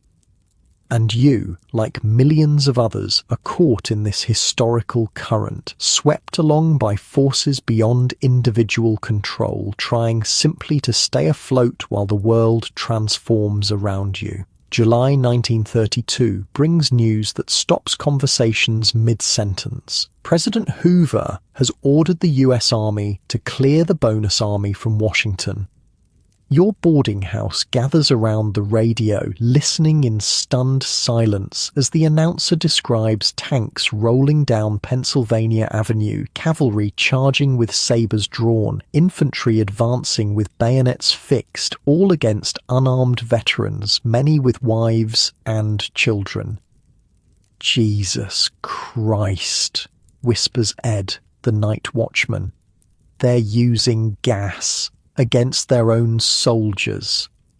The details are horrific. Troops commanded by General Douglas MacArthur, against direct orders, pursued the veterans across the Anacostia River and burned their camp to the ground. 2 veterans killed, dozens wounded, including a 12-week-old baby who died from tear gas exposure. "This is how republics die," says Helen, the journalist, her voice shaking with anger, "when armies march on citizens." That night, none of you sleep well. The radio keeps broadcasting updates, each more disturbing than the last. Photos in the next day's papers show Washington in flames, American soldiers attacking American veterans, families fleeing with whatever possessions they could grab. "This will end Hoover," predicts your landlady at breakfast. "No coming back from this." She's right. The bonus army attack becomes a political catastrophe for an already unpopular president. With the election just months away, Herbert Hoover, once regarded as a humanitarian genius for feeding starving Europeans after the Great War, has cemented his image as callous and cruel. Franklin Roosevelt, the Democratic nominee, doesn't need to attack Hoover directly. The contrast speaks for itself, Roosevelt promising a New Deal for the American people, while Hoover sends tanks against hungry veterans. Work at the garage continues, though business is slow. Fewer people can afford cars, and those who have them put off repairs as long as possible. Hank cuts your hours, then your wages. By August, you're making barely enough to cover your room and board. But you're luckier than most. At least 25% of Americans are completely unemployed. Millions more work reduced hours for reduced pay. Homelessness has reached unprecedented levels. Entire families living in parks, under bridges, in makeshift shanty towns. The presidential campaign dominates conversation. Roosevelt's promises of direct federal action, jobs programs, banking reform, support for farmers spark hope. But there's skepticism too. "Rich man born with a silver spoon," says Frank, a fellow mechanic at the garage. "What does he know about suffering?" "He knows about disability," counters Helen. "Man can barely walk from polio. That changes your perspective." One evening, Helen brings a guest to dinner. A German journalist named Werner, who's reporting on the American Depression for newspapers back home. His observations are chilling. "What happens here is mirrored in Germany, but worse," he explains. "Our unemployment is 30%, maybe higher. Inflation destroyed savings years ago. Now this depression destroys everything else." "And Hitler?" someone asks. Werner's face darkens. "Rising. Nazis now largest party in Reichstag. Not majority, but plurality. Hitler demands to be chancellor." "Will it happen?" you ask. "I fear yes. Traditional conservatives think they can control him." Werner gives a bitter laugh, like thinking you can control a tiger once you let it out of its cage. The German situation feels distant, academic almost, compared to the immediate crisis in America. But the connections are becoming clearer. The financial collapse that began on Wall Street in 1929 has destabilized governments worldwide, created openings for extremists, pushed nations toward conflict rather than cooperation. Werner shares stories from other European countries, Britain forcing civil servants to take pay cuts, France struggling with government paralysis, Spain declaring itself a republic after the king fled. Everywhere, the old order is under pressure, cracking, sometimes collapsing. In September, you lose your job at the garage. Hank can't afford to keep 3 mechanics with business so slow. As the newest hire, you're the first cut. He seems genuinely regretful.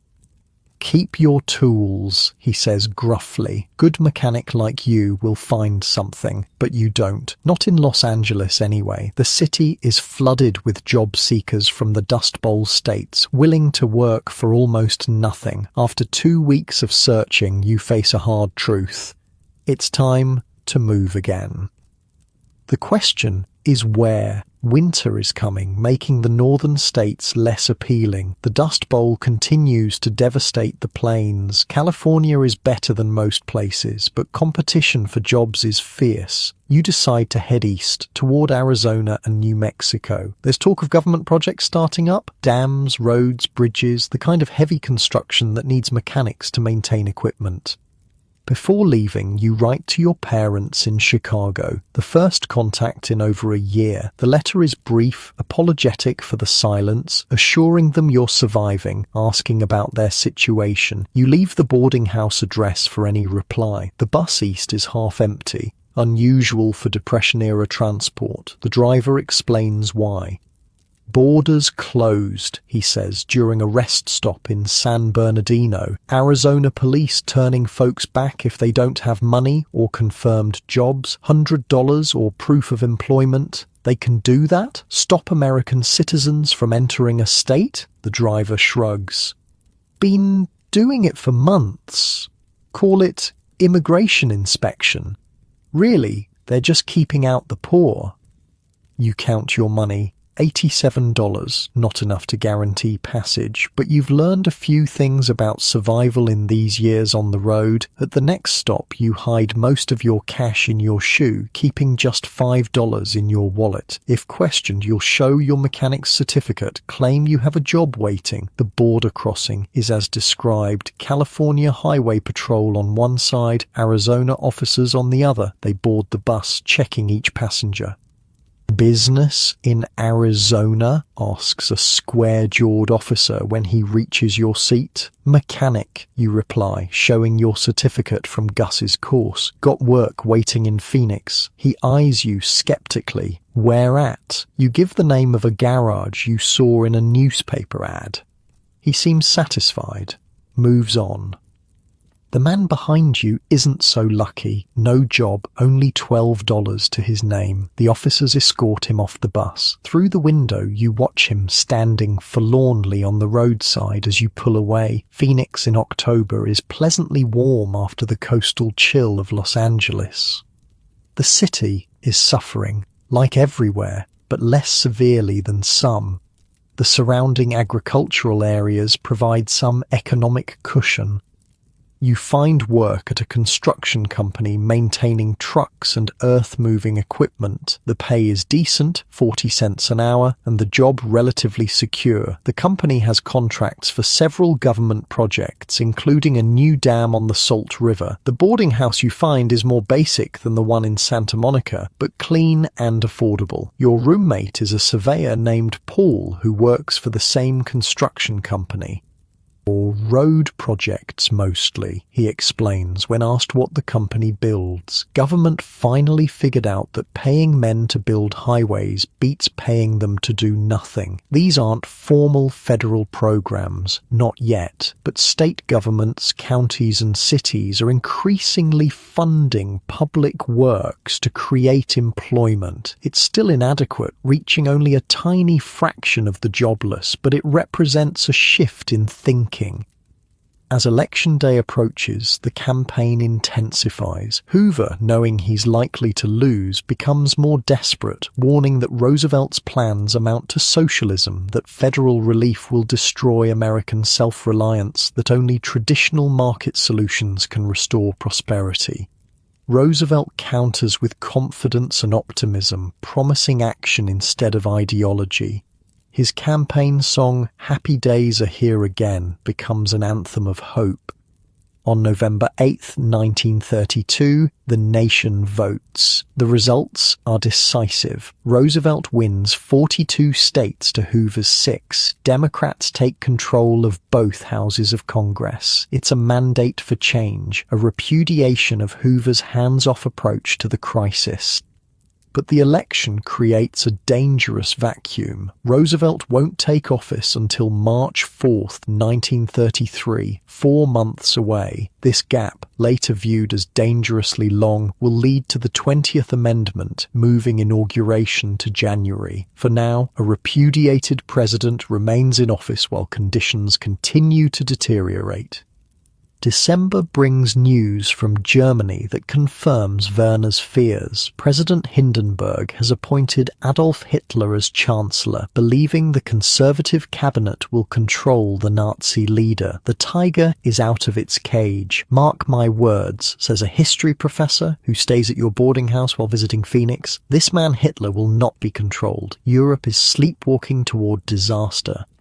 His words echo in your mind as Christmas 1932 arrives, your 4th since the crash. The holiday is subdued at the boarding house, though someone produces a small tree decorated with homemade ornaments. Everyone contributes to a common dinner, more food than many have seen in months.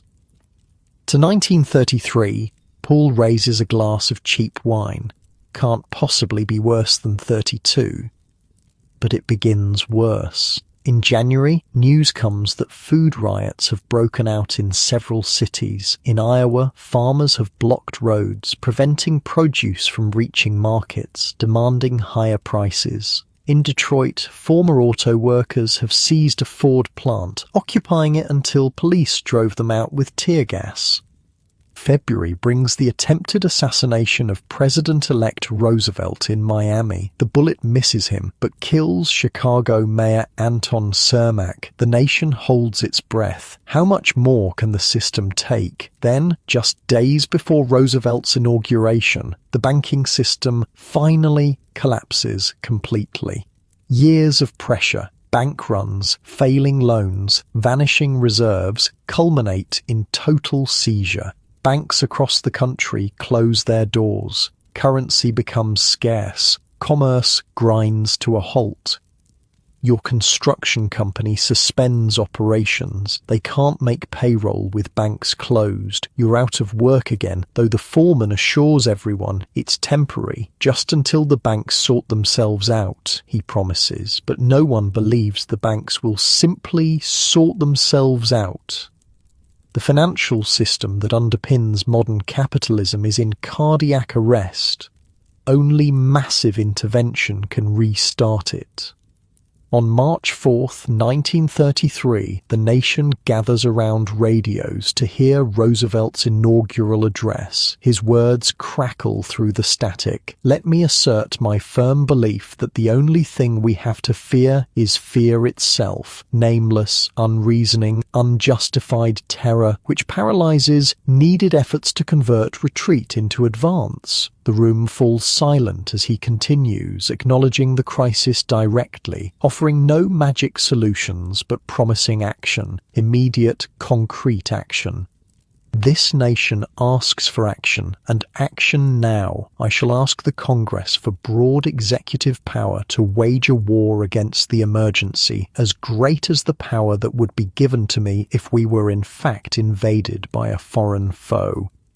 The response is electric. For the first time in years, there is a sense that the government will actually do something, not wait for natural recovery, not protect the interests of banks and businesses at the expense of ordinary people, but take direct action to alleviate suffering.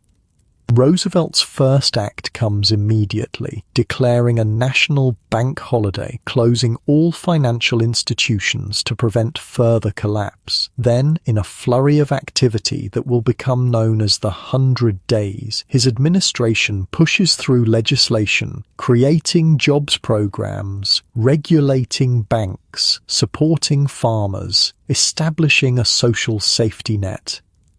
The Civilian Conservation Corps, CCC, is among the first programs announced. Young men will work on environmental projects, building parks, planting trees, controlling erosion, in exchange for food, housing, and $30 per month, $25 of which must be sent home to their families.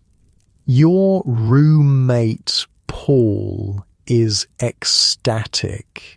Finally, someone actually doing something instead of just talking about market corrections and natural cycles. People need jobs. Roosevelt's creating them. Not everyone is pleased. Your landlord, who owns several properties, complains bitterly about socialism and handouts. A banker who boards with you warns of inflation and government overreach. But they're minority voices now. Most Americans, desperate after 4 years of suffering, welcome any change from the status quo. By April, your construction company restarts operations, bolstered by new federal contracts for road building. The work is steady again, the pay reliable. It's not prosperity, not even close, but it's stability, a platform to stand on rather than quicksand. Letters finally arrive from your parents. Their situation in Chicago has been difficult but not desperate. Your father's job as a postal worker provided security when little else did. They're relieved to hear from you, eager for you to visit when possible. The shame that kept you away seems foolish now, a relic from before the crash when individual failure carried stigma. The Depression has taught a different lesson, that economic disaster can strike anyone, that survival depends more on luck and systemic factors than personal virtue or vice. You write back, promising to visit when you can save enough for the journey. For the first time in years, such planning seems reasonable rather than fantasy. May brings news of the Agricultural Adjustment Act designed to raise crop prices by paying farmers to produce less. It's counterintuitive economics, deliberately reducing supply to increase prices, but the alternative has been demonstrated. Bumper crops that farmers can't sell at any profit, food destroyed while people go hungry. The National Industrial Recovery Act follows in June, establishing codes of fair competition, minimum wages, maximum hours. It's an unprecedented government intervention in the economy, directly challenging the laissez-faire approach that dominated American capitalism for generations. Critics call it un-American, unconstitutional, the end of free enterprise. Supporters call it salvation, the necessary evolution of capitalism to save it from its own excesses. History will render complicated verdicts on the New Deal. Some programs will work, others fail, some will be struck down by the Supreme Court, others will become permanent features of American life. But in the moment, in 1933, what matters is that someone is finally acting with urgency and purpose. The sense of abandonment that characterized the Hoover years has been replaced by engagement. The government is no longer a bystander to suffering, but an active participant in relief. By summer, the first cautious signs of recovery appear. Unemployment remains catastrophically high, still over 20%, but no longer rising. Industrial production increases slightly. Bank deposits, protected now by the new Federal Deposit Insurance Corporation, FDIC, begin to grow as confidence returns. In Germany, meanwhile, Hitler consolidates power with terrifying speed. Opposition parties are banned, trade unions dissolved, a compliant Reichstag passes the Enabling Act, giving Hitler dictatorial powers. Jewish businesses are boycotted, then seized. Book burnings eliminate un-German literature. Letters from Werner, the German journalist, grow increasingly desperate, then stop altogether. Helen learns through colleagues that he's fled to France, part of the first wave of refugees from Nazi persecution. The news from Europe serves as a chilling reminder of what might have happened in America without the pressure valve of democratic change. The same economic disaster that brought Roosevelt to power in the US delivered Germany into Hitler's hands. Different systems, different cultures, different outcomes, but the same underlying cause. In July, you finally have enough saved to consider the trip to Chicago. Paul convinces you to wait until Labor Day weekend, when the company shuts down for 3 days, giving you time for a proper visit without risking your job. The cross-country journey by bus is a survey of America in the early stages of recovery. Signs of the Depression remain everywhere. Abandoned farms, shuttered factories, men still riding the rails or hitchhiking in search of work. But there are also new sights. CCC camps with young men in uniform building roads and parks, Public Works Administration, PWA projects constructing schools, courthouses, bridges, farmers ploughing fields under government programs. The bus passes through northern Arizona, where Navajo and Hopi reservations have been particularly hard hit. Traditional economies already marginalized by decades of federal policy have been devastated by the Depression. Here, New Deal programs are making little headway, their benefits flowing primarily to white communities. In New Mexico, you see the strange juxtaposition of ancient pueblos and modern conservation projects, CCC workers building flood controls to protect structures that have stood for centuries. Crossing the plains, evidence of the Dust Bowl is inescapable. In western Kansas, the bus drives through a dust storm, not a major black blizzard, but bad enough to reduce visibility to yards, to coat everything inside the bus with fine grit despite closed windows. Faces of farmers visible through the murk are stoic, resigned, as if they've accepted apocalypse as their daily condition. Chicago, when you finally arrive, is both familiar and transformed. The city of your childhood retains its physical shape, its distinctive architecture, its lakefront beauty, but the human geography has changed dramatically. Hoovervilles dot the parks, breadlines circle blocks, factories that once roared with production stand silent. Your parents' modest home in a working-class neighborhood is unchanged, though showing signs of deferred maintenance. The reunion is emotional, your mother crying, your father pretending not to. 4 years of separation, of uncertainty, of worry dissolved in tearful embraces. They've aged more than time alone would explain. Your father's hair, dark when you left, is now mostly grey. Your mother's face carries new lines, her hands more gnarled from work. The depression has extracted its toll even from those who maintained employment.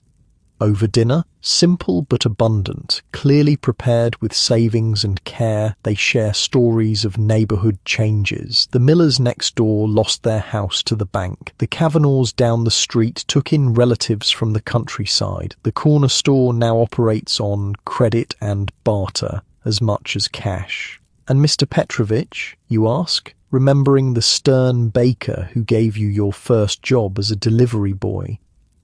Your parents exchange glances. Killed himself in 31, your father says quietly, after the bank took his shop. The human cost of economic disaster, measured not just in jobs lost and homes foreclosed, but in lives shattered, families separated, suicides, stress-induced illnesses, dreams abandoned. Statistics can't capture the depth of suffering, the psychological trauma of a system collapsing. You share your own journey, New York to Kansas to California to Arizona, the jobs taken and lost, the people met, the scenes witnessed. Your parents listen with expressions mixing pride at your survival and horror at what you've endured. We wanted to send money, your mother says, but we didn't know where you were, and things were tight here too. I know, you assure her. I wouldn't have taken it anyway. Too stubborn. Your father chuckles. Still got that quality, I see. The visit passes too quickly. 3 days of catching up, reconnecting, promising more regular contact in the future. Then it's back on the bus, returning to Arizona, to your job, to the life you've constructed from the wreckage of the crash. As the bus pulls away, your mother waves from the porch, your father standing stoically beside her. You wonder when you'll see them again, or if. They're aging, the world remains unstable despite Roosevelt's efforts. The recovery is fragile, incomplete, potentially temporary. The return journey feels different. Where the outbound trip surveyed an America beginning to heal, the return seems to emphasize how much damage remains, how far the nation still has to go. In Iowa, you pass a farm auction, a family's possessions spread on the yard, their land and equipment being sold to cover bank debts. The family stands to the side, the children crying, the parents stone-faced. It's a scene repeated thousands of times across rural America. At a rest stop in Nebraska, you meet a family traveling west. Father, mother, 4 children crammed into a rusted car with their belongings tied to the roof. The father speaks with a mixture of desperation and hope. Heard there's work in Wyoming, he says. Dam project, government work. You don't have the heart to tell him about the hundreds who line up for each job on government projects, the preference given to local residents, the likelihood of disappointment. Let him keep hope alive a little longer. As the bus crosses the Colorado-Utah border, the driver announces news heard on the radio at the last stop. The National Recovery Administration, NRA, has established new codes for the auto industry, raising minimum wages to 40 cents an hour, reducing the work week to 35 hours, abolishing child labour. Good for workers, good for the economy, declares an older man across the aisle. More money in pockets means more spending means more production means more jobs. Socialism, mutters another passenger. Government telling business what to do. It's un-American. The debate that has divided the nation since Roosevelt's inauguration plays out in microcosm on a Greyhound bus crossing the desert. Is the New Deal a necessary evolution of capitalism or its destruction? Is it temporary emergency measures or permanent transformation? Does it go too far or not far enough? What no one questions anymore is the government's responsibility to act. The laissez-faire approach of the early Depression years has been thoroughly discredited. The debate now is about how to act, not whether to act. As Phoenix appears on the horizon, you reflect on the journey. Not just this bus ride, but the 4 years since the crash. You've traversed the continent, worked dozens of jobs, witnessed suffering on a scale previously unimaginable in America, survived when many didn't. The depression isn't over. Recovery is partial, fragile, unevenly distributed. Millions remain unemployed, homeless, hungry. The banking system, while stabilized, is fundamentally altered. International trade, crippled by tariffs and nationalist policies, remains far below pre-crash levels. And beyond America's borders, the global consequences of economic collapse continue to unfold. In Germany, Hitler's regime becomes more oppressive by the day. In Japan, militarists gain influence, pushing for expansion. In Spain, political divisions deepen, foreshadowing civil war. The Great Depression has reshaped not just economics, but politics, culture, social relations, individual psychology. It has demonstrated both human vulnerability to systemic failure and human resilience in the face of disaster. What comes next remains uncertain. Will Roosevelt's programs succeed in rebuilding the economy? Will democracy survive the pressures of extremism born from economic desperation? Will nations cooperate to restore international stability or turn inward toward nationalism and conflict? These questions hang in the balance as 1933 progresses, as you return to your job in Phoenix, as the world continues its painful evolution from the catastrophic collapse of 1929. What is certain is that nothing will be the same. The old certainties about markets, about government, about individual responsibility and collective obligation have been irrevocably altered. The world is being remade, for better or worse, in the crucible of economic disaster. Winter 1934 settles over Phoenix with surprising chill. The desert nights drop below freezing, and your boarding house's thin walls offer little protection. You and the other residents gather in the common room at night, sharing body heat and stories. Heard from my cousin in Oklahoma yesterday, says a new resident named Mac, a bricklayer working on a government school project. Says they've had 14 dust storms since January. 14. Can't see the sun for days at a time. The Dust Bowl is intensifying. What began as a curiosity, unusual dust storms in the plains, has become an environmental catastrophe unlike anything in American history. Years of overplowing combined with drought have turned the topsoil of America's breadbasket into a massive cloud of dirt that darkens skies from Texas to Nebraska. "My sister sent me this," says Paul, your roommate, pulling a jar from his pack. Inside is nothing but dirt. Fine, almost like talcum powder. Swept it off her kitchen table in Amarillo. Said this much collects every day, even with the windows sealed. You uncork the jar and touch the dirt.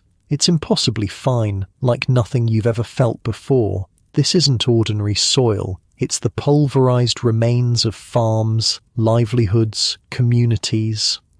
"There's no stopping it," Mac says grimly. "Government's trying, planting trees as wind breaks, teaching different farming methods, but it's too late. That land is dead for a generation, maybe more." The environmental disaster compounds the economic one, creating a wave of migration unlike anything America has experienced. Hundreds of thousands of Okies, though they come from Kansas, Nebraska, Texas, and Colorado as much as Oklahoma, are fleeing west, looking for work, for survival, for escape from the choking dust.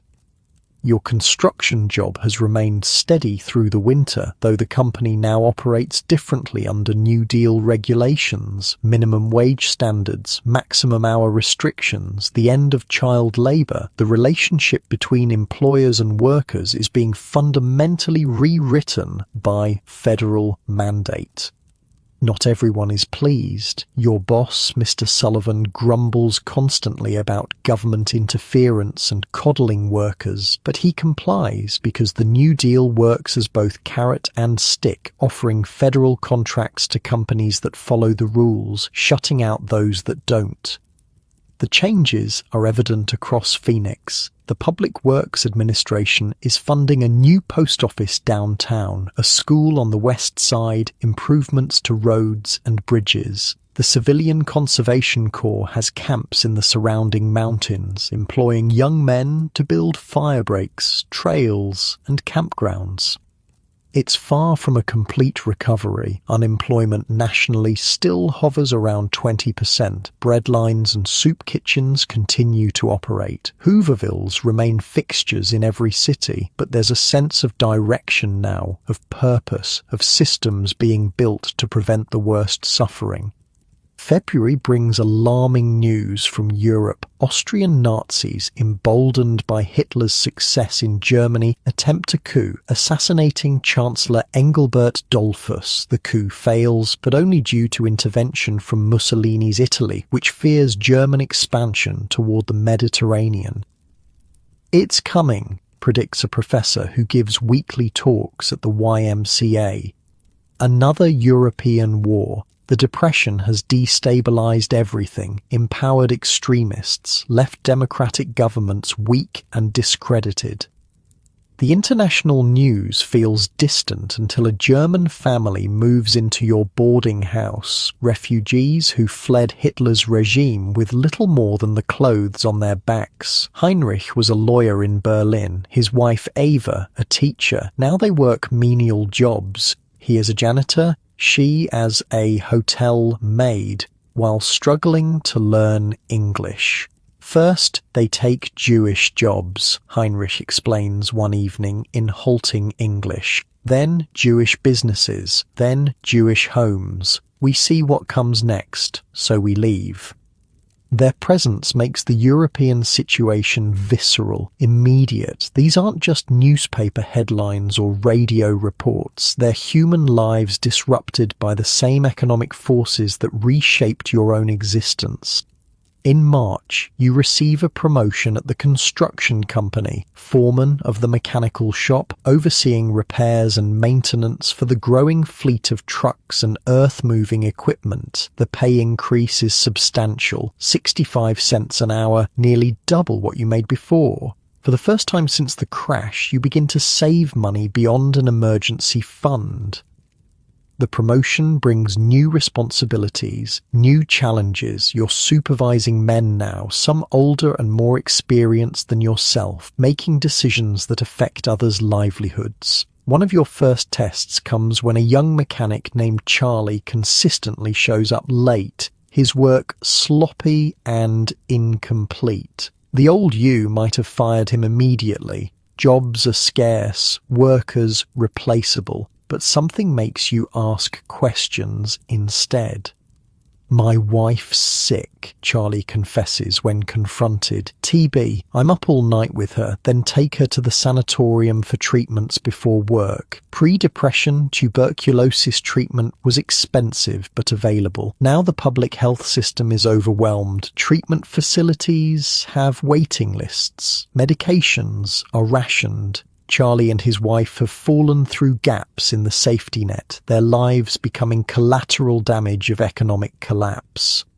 Or start your shift an hour later, you tell him. Make it up at the end of the day and talk to Helen at my boarding house. Her newspaper did a story on a new federal TB program. Might help your wife get better treatment.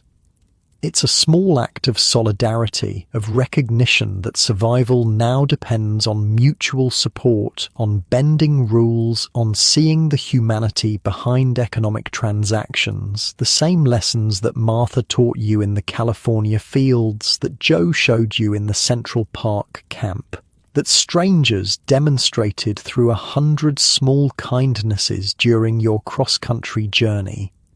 April brings the worst dust storm yet, a massive front that begins in the plains but carries eastward, darkening skies as far as Washington, D.C., dropping dirt on the White House lawn, coating ships in New York Harbor. They're calling it Black Sunday. Looked like the end of the world feasum, reads a letter from your mother in Chicago. Sky turned dark as night at noon. Couldn't see across the street. Everyone thought it was the second coming or worse. The biblical scale of these storms feeds apocalyptic thinking. Preachers claim divine punishment for America's sins. Scientists warn of permanent ecological damage. Farmers abandon generations-old homesteads, loading families into broken-down cars, heading west on Route 66 toward an uncertain future. You see these migrants daily now in Phoenix, drawn by rumors of agricultural work, of New Deal projects, of opportunity. Their cars and trucks piled high with furniture and clothes become familiar sights. License plates from Oklahoma, Kansas, Texas, Nebraska. Hollow-eyed children peering from windows, parents with faces aged beyond their years. Local reaction is increasingly hostile. Arizona workers-only signs appear at job sites. Police harass migrant camps. Politicians demand closing the state borders. "Bunch of damn Okies coming to take our jobs," complains a truck driver in the shop. "Go back where you came from." And where exactly should they go back to? You challenge him. Their farms are gone, blown away. There's nothing left. He has no answer, just mutters something about "not our problem" and walks away. The tension between compassion and self-protection, between recognizing common humanity and fearing for one's own security, plays out across America as the migration intensifies. It's a tension you've seen before in California fields where white workers resented Mexicans, in Kansas rail yards where locals viewed outsiders with suspicion, in 100 communities where scarcity bred distrust. May brings dramatic news. Dust storms have reached the Atlantic, ships reporting dust settling on decks 300 miles offshore. President Roosevelt pushes for the Soil Conservation Act, creating the Soil Conservation Service to combat erosion and develop sustainable agriculture practices. It's part of a second wave of New Deal programs, more ambitious and far-reaching than the first. The Works Progress Administration, WPA, launches, eventually employing millions on public projects, building schools, hospitals, airports, roads, bridges. The National Labor Relations Act guarantees workers' right to unionize and bargain collectively. The Social Security Act creates a permanent system of old age pensions, unemployment insurance, aid to dependent children. These programs represent a fundamental reimagining of government's role in economic life, not just emergency response, but permanent structural change. Critics call it socialism. Supporters call it necessary evolution. Either way, it's a revolution in American governance. In Phoenix, the impact is immediate. WPA projects break ground across the city, employing thousands. Social security offices open, processing applications for the new programs. Labor organizers work openly, protected now by federal law. Your construction company lands more government contracts, expanding operations, hiring additional workers. The mechanical shop grows to 15 men under your supervision. Your wage increases again, 75 cents an hour, more money than you've ever earned. With this newfound stability, you rent a small house near the boarding house, just 2 rooms, but private, your own space for the first time since leaving New York. The furnishings are minimal: a bed, a table, 2 chairs, a radio. But it's yours, a home rather than a temporary shelter. The change feels significant, symbolic. You're putting down roots after years of drifting, making a life rather than simply surviving. You're not alone in this cautious optimism. Across America, people are beginning to rebuild, not to pre-crash prosperity, but to a new stability. Marriage rates increase after years of decline. Birth rates rise slightly. Consumer spending edges upward. Theatre attendance grows. Small luxuries become possible again. But the recovery is fragile, uneven, incomplete. Unemployment remains far above normal levels. International trade is still crippled by tariffs and nationalist policies. Banking, while stabilized, operates under constraints unimaginable before the crash. And beyond American borders, the global consequences of economic collapse continue to unfold in increasingly dangerous ways. June brings news that shocks even a nation accustomed to violence. In Germany, Hitler has conducted a massive purge of his own party. The Night of the Long Knives leaves dozens, perhaps hundreds dead, Nazi killing Nazi in a brutal consolidation of power. This is what economic desperation produces, says Heinrich, the German refugee, when the news reaches Phoenix. Not just poverty, not just hunger, but monsters, men who promise solutions through violence, and people desperate enough to believe them. His words carry special weight coming from someone who fled Hitler's Germany, who saw firsthand the transformation of a democratic republic into a dictatorship. The connection between economic collapse and political extremism, already theoretical, becomes concrete. The summer of 1934 brings intense heat to Phoenix, days above 110 degrees, nights offering little relief. Work at the construction sites slows, shifting to early mornings and late evenings to avoid the worst heat. In the mechanical shop, you institute a rotation system, allowing workers to take cooling breaks every hour. Mr. Sullivan objects initially, lost productivity, coddling workers, but relents when several men collapse from heat exhaustion on the same day. Keep 'em alive, or keep 'em working, you challenge him. Can't have both in this heat. It's a confidence you wouldn't have had in earlier years, standing up to the boss, advocating for workers. But the New Deal has shifted power dynamics, given Labour a stronger voice, created protections that make such advocacy possible without immediate termination. July brings alarming news from the Midwest. Labor conflicts turning violent. In Minneapolis, striking truckers battle police and company guards. In Toledo, auto-light workers face National Guard troops. In San Francisco, a general strike shuts down the entire city after police kill 2 longshoremen. The strikes represent another aspect of the Depression's impact, the radicalization of American workers, their growing militancy, their willingness to confront both employers and authorities. Years of exploitation and desperation have worn away deference, made conflict preferable to continued submission.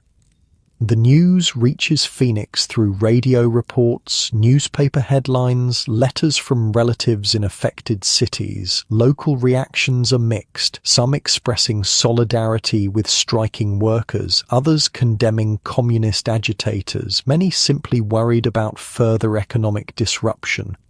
Your own sympathies lie with the strikers, shaped by years of witnessing exploitation, of being the exploited, but you also recognize the complexity, how strikes can hurt other workers, how violence can alienate public support, how extremist elements can co-opt legitimate grievances. These tensions play out in your own workplace when organization efforts begin at the construction company. A WPA representative approaches workers during lunch breaks, discussing unionization, collective bargaining, the protections offered by the National Labor Relations Act. Mr. Sullivan responds with threats. Anyone who signs a union card will be fired, contracts will be lost if wages increase, the company will close rather than operate under union rules. It's a bluff. Firing workers for unionizing is now illegal, and government contracts depend on following labor laws, but it's effective at creating fear. You find yourself in a difficult position, sympathetic to the organizing effort but responsible for maintaining production as shop foreman. When workers ask your opinion, you're carefully neutral, though you make clear you won't report anyone's union activities to management. August brings personal news that breaks through the political tension. Paul, your former roommate, is getting married. The ceremony will be small at the boarding house where you both once lived, but he wants you as his best man. The bride is a WPA administrator named Margaret who came to Phoenix from Washington to help establish local programs. Their courtship has been brief but intense, a common pattern in uncertain times where traditional extended relationships seem like unaffordable luxuries. The wedding is simple but joyful. A handful of friends gathered in the boarding house parlour, the landlady providing cake, a local minister officiating. Paul wears his only suit, Margaret a blue dress rather than traditional white. Their rings are inexpensive steel rather than gold or silver.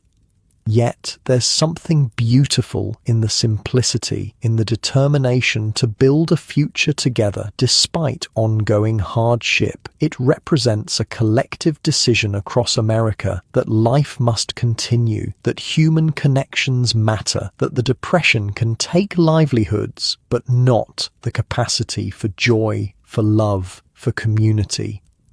The reception afterward becomes a community celebration. Someone produces a record player. Furniture is pushed aside for dancing. For a few hours, the depression recedes, becomes background rather than foreground. You find yourself talking with a young woman named Sophie, a friend of the bride who works as a teacher in a WPA adult education program. Her parents were Italian immigrants, her accent still carrying traces of New York, where she grew up. Came out here for the job, she explains, teaching English to migrant workers, basic literacy to adults who never had proper schooling, pays terrible but works meaningful, you know? You do know that balance between economic necessity and meaningful contribution has become central to many people's recalibration during the Depression. When survival alone is uncertain, purpose becomes more vital, not less. The conversation continues past midnight, meandering through backgrounds, experiences, views on Roosevelt's programs, favorite radio shows, books recently read. It's the longest, most engaging interaction you've had with someone outside work in years. We should continue this sometime, Sophie suggests as the party winds down. Maybe dinner. There's a little Italian place downtown where the cook is from my parents' village, almost like home cooking. The invitation surprises you, not just the specifics, but the very concept of social engagement beyond necessity. The Depression has narrowed life to survival for so long that normal human activities, dates, restaurant meals, conversations without economic subtext seem almost foreign. But you accept setting a date for the following weekend. It's another small step toward rebuilding a life rather than merely surviving, like renting the house, like saving money, like putting down roots in Phoenix. September brings more international news. In Germany, the Nuremberg rally showcases Nazi power with unprecedented spectacle. In Italy, Mussolini prepares for war with Ethiopia, seeking colonial conquest to distract from domestic troubles. In the Soviet Union, Stalin's purges intensify, eliminating real and imagined opposition. The world seems to be dividing into increasingly hostile camps, democracies struggling with economic recovery versus dictatorships embracing militarism and expansionism. The connections to the Depression are direct and undeniable. Economic collapse has empowered extremists. Discredited democratic capitalism pushed nations toward nationalism and aggression. Yet America's path remains distinct. Despite similar pressures, despite radical elements on both left and right, the political system has bent but not broken. Roosevelt's reforms have been revolutionary but constitutional, radical but democratic. The contrast becomes clearer when news arrives of an attempted coup in the United States, the business plot, a supposed conspiracy by wealthy industrialists to overthrow Roosevelt and establish a fascist regime modelled on Mussolini's Italy. The plot, exposed by Marine General Smedley Butler, appears to have been more talk than action, but its very existence is chilling. "Could have gone that way easy," comments a fellow foreman over lunch one day. "People were desperate enough. If we'd gotten a Huey Long type instead of Roosevelt, who knows?" Huey Long, the Louisiana senator whose Share Our Wealth program proposed radical redistribution, has become increasingly vocal in criticizing Roosevelt from the left, pushing for more dramatic action against poverty and inequality. His populist message resonates with millions still struggling despite the New Deal's efforts. The political tensions reflect broader questions about America's future. How much should government intervene in the economy? How should wealth be distributed? What balance between individual liberty and collective welfare? The Depression has forced these questions into public discourse, made theoretical debates immediate and practical.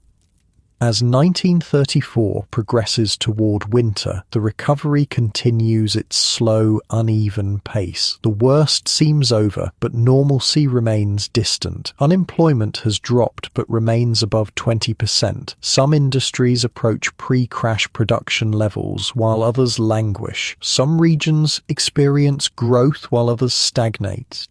For you personally, life has stabilized. Your position at the construction company is secure, your wage is good, your small house comfortable if modest, your friendship with Sophie has deepened, weekend dinners becoming regular, conversations extending into shared activities, hikes in the desert, community concerts, occasional films.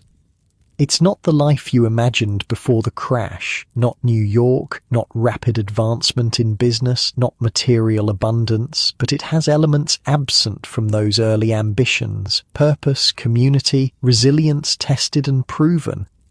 The Depression has reshaped not just economics, but consciousness, individual and collective. Values have shifted, priorities reordered, assumptions challenged. Material success seems less certain, less central. Interdependence is recognized rather than denied. Government's role has expanded not through abstract ideology, but practical necessity. Whether these changes will endure beyond the crisis remains uncertain. Whether the New Deal represents temporary emergency measures or permanent transformation is still debated. Whether democracy can solve the problems of industrial capitalism or will give way to more authoritarian alternatives is an open question. But sitting on the porch of your small Phoenix house as 1934 draws to a close, listening to Roosevelt's fireside chat on the radio, you feel something that's been absent for years. Not optimism exactly, but a cautious faith in possibility, in resilience, in the capacity to rebuild from ruins. The Great Depression isn't over. Its global consequences continue to unfold in increasingly dangerous ways, but its power to destroy has been contained, its worst effects mitigated, its challenges met with creativity and determination, if not perfect solutions. And, on an individual level, you've survived. Not unchanged, not unscathed, but intact, carrying lessons that will shape whatever comes next, whatever form recovery eventually takes. 1935 arrives with a mixture of hope and uncertainty. The worst seems over. Bank failures have largely stopped. Industrial production is slowly increasing. Unemployment has dropped from catastrophic to merely severe. But new tensions emerge as Roosevelt's programs face their first serious challenges. In January, the Supreme Court strikes down a key component of the National Industrial Recovery Act, ruling that the federal government overstepped its authority in regulating industries. "So much for the Blue Eagle," remarks a fellow foreman at the construction company, referring to the NRA symbol that had been displayed proudly in compliant businesses across America. The decision represents the beginning of a constitutional showdown between Roosevelt and the court. Additional New Deal programs face similar challenges, raising questions about whether the reforms will survive judicial review. For ordinary Americans, these legal battles have immediate consequences. When the NRA is invalidated, some businesses immediately cut wages and increase hours. Others maintain the standards voluntarily, recognizing the benefits of higher wages for consumer spending and labor peace. Your company falls in the latter category, maintaining wages and hours not from altruism, but practicality. Change the rules again and we lose half the workforce, Mr. Sullivan acknowledges grudgingly. Besides, government contracts still require the standards. Your relationship with Sophie deepens through these early months of 1935. Weekend dinners become more regular, conversations more personal. She shares stories of her childhood in an Italian neighborhood in Brooklyn, of her parents' struggles and sacrifices, of her determination to become educated despite cultural expectations that women marry young. "My father wanted me to find a husband at 18, she tells you over pasta one evening. When I said I wanted college instead, he didn't speak to me for a month, but my mother, she'd secretly saved money from her seamstress work, enough for my first year's tuition. And your father came around, you ask." Sophie laughs. "Not exactly, but when I got my teaching certificate and started sending money home during the Depression, suddenly education seemed more practical than he'd thought." These personal histories, how families navigated cultural expectations, economic necessities, individual aspirations, form connections deeper than casual dating. The Depression has made such sharing more common, more necessary. When material possessions are scarce, relationships, memories, and experiences become the true currencies of life. March brings the launch of the Works Progress Administration, the most ambitious New Deal program yet. Unlike earlier efforts focused on specific sectors or temporary relief, the WPA aims to provide meaningful employment for millions across a vast range of projects. Building infrastructure, creating art, documenting history, teaching skills, preserving environments. The impact in Phoenix is immediate and visible. Construction projects break ground across the city, a new library downtown, road improvements, flood control systems along the Salt River. Artists receive commissions for murals in public buildings. Writers document local histories and folklore. Musicians perform free concerts in parks. Sophie's adult education program expands significantly, moving from makeshift classrooms in church basements to dedicated spaces in WPA-built community centers. Her students include not just migrants learning English, but local adults seeking literacy, vocational training, continuing education. "It's not just teaching them to read," she explains excitedly one evening. "It's showing them that learning doesn't stop, that they deserve knowledge as much as anyone, that their minds matter. You should see their faces when they read their first complete sentence on their own." Her enthusiasm reminds you of the Depression's paradoxical impacts, devastating in material terms but transformative in other ways, forcing reconsiderations of value, of purpose, of what constitutes meaningful work and meaningful life. The construction company continues to thrive on government contracts. Your position as shop foreman secure and respected. You're able to send regular money to your parents in Chicago now, even save for what once seemed an impossible luxury, a car of your own. In April, you make the purchase, a used 1931 Ford Model A, not new or flashy, but mechanically sound, and, crucially, yours. The freedom it represents is significant after years of dependence on buses, borrowed rides, and your own 2 feet.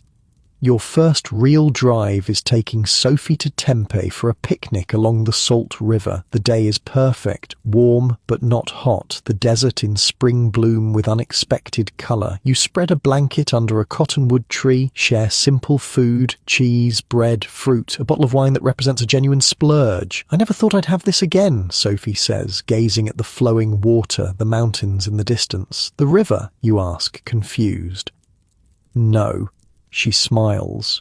Peace, security, the luxury of a day without worry about tomorrow. The sentiment resonates deeply. The depression's most profound impact hasn't been material deprivation, but psychological trauma, the constant anxiety, the inability to plan, the sense that disaster lurks around every corner. A day without that weight feels miraculous. May brings international news that shatters such peaceful moments. Hitler has publicly renounced the Treaty of Versailles and announced German rearmament. The direct connection between economic disaster and military aggression becomes undeniable. Germany was already secretly rebuilding its military, explains Heinrich, the German refugee, during a dinner at your house where he and Ava join you and Sophie, but now they do it openly, proudly. The depression made this possible, created the anger, the resentment, the desperate people looking for someone to blame. Could it have happened here, Sophie asks? Could America have turned to a dictator? The question hangs heavy in the air. The business plot, Huey Long's growing populism, Father Coughlin's inflammatory radio broadcasts targeting Jews and foreigners. America has its own demagogues, its own radical movements born of economic desperation. Roosevelt saved you, Eva says quietly. Not perfect, not solving everything, but enough to keep hope alive. Germany had no such leader when we needed one most. The conversation turns to fascism's spread, Italy preparing to invade Ethiopia, Japan expanding in China, right-wing movements gaining strength across Europe. The world seems to be dividing into two camps, one embracing militaristic nationalism as the answer to economic woes, the other struggling to preserve democracy while addressing capitalism's failures. In June, the Wagner Act passes, guaranteeing workers' rights to unionize and bargain collectively. It's another transformation in American labor relations, explicitly protecting activities that were once routinely suppressed by violence. Organizers approach your construction company again, more confidently this time, with clear legal backing. The response from management is less hostile than before, resigned to the new reality. By August, a majority of workers have signed union cards, triggering a representation election that the union wins easily. Your position as foreman places you in a complicated middle ground, part of management but sympathetic to labor. When contract negotiations begin, both sides seek your input, value your perspective as someone who understands both production requirements and worker concerns. The resulting agreement represents a genuine compromise, wage increases and improved safety measures balanced against productivity commitments and a no-strike pledge for the contract's duration. It's not perfect for either side, but workable for both, a microcosm of the broader social contract being renegotiated across America. International tensions continue to build through summer and fall. Italy invades Ethiopia in October, using poison gas against civilians, claiming colonial conquest as a right of great nations. The League of Nations issues condemnations but takes no meaningful action. First Japan in Manchuria, now Italy in Ethiopia, comments Paul during Sunday dinner at his and Margaret's small house. Invade your neighbour, face no consequences. What message does that send to Hitler? The question is rhetorical but prescient. The failure to check aggression in Asia and Africa is establishing dangerous precedents for Europe. Economic nationalism is evolving into military expansionism, with powerful industrial nations seeking resources and markets through conquest rather than trade. Domestically, the Supreme Court continues to dismantle New Deal programs. In January 1936, it strikes down the Agricultural Adjustment Act, ruling that Congress cannot regulate agricultural production. In May, it invalidates the Coal Conservation Act on similar grounds. Roosevelt responds with growing frustration, eventually proposing to expand the Supreme Court, adding up to 6 new justices to overcome the conservative majority. The court-packing plan becomes intensely controversial, seen by supporters as necessary to save the New Deal, and by critics as an attack on constitutional separation of powers. "Never thought I'd see Roosevelt overreach," comments Mr. Sullivan, suddenly supportive of the Supreme Court he previously criticized, trying to change the rules because he's losing the game. "The game is people's lives," you respond. "When the rules protect bank accounts instead of human beings, maybe they need changing." The debate plays out across America as the 1936 election approaches. Roosevelt faces Republican nominee Alf Landon, who opposes most New Deal programs as unconstitutional overreach while offering few alternatives for continued recovery. The campaign becomes a referendum on the New Deal itself, on government's expanded role in the economy, on the shift from laissez-faire individualism to managed capitalism with stronger social supports, on whether the Depression represents a temporary crisis or a fundamental flaw requiring structural change. Your own views have evolved since 1929. The experience of wandering America, witnessing suffering and resilience, working in fields and factories and shops has shaped a perspective more complex than any ideology. You see both the necessity of government intervention and its limitations, both the virtues of free enterprise and its excesses, both individual responsibility and systemic forces beyond individual control.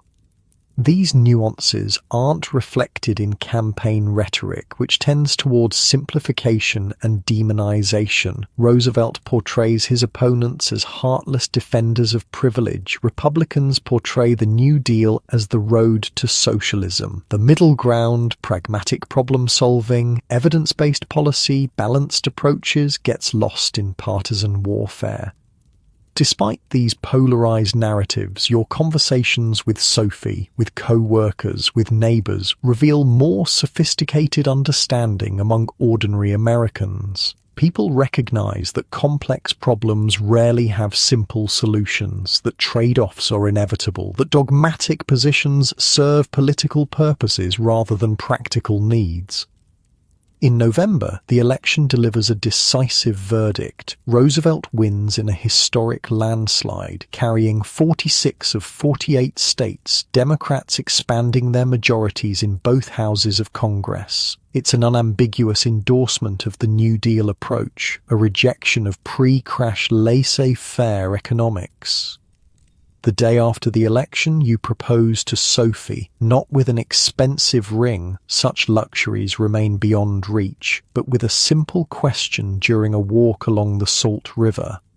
"I don't have much," you acknowledge. "A small house, a used car, a job that's steady but not spectacular. But if you're willing to build something together—" "Yes," she interrupts, smiling through tears. "Yes." The simplicity of the moment, of the commitment, reflects Depression-era values: directness, practicality, recognition that relationships rather than possessions provide true security. You set the wedding for spring, allowing time to save, to prepare, to plan a modest celebration suitable for still challenging times.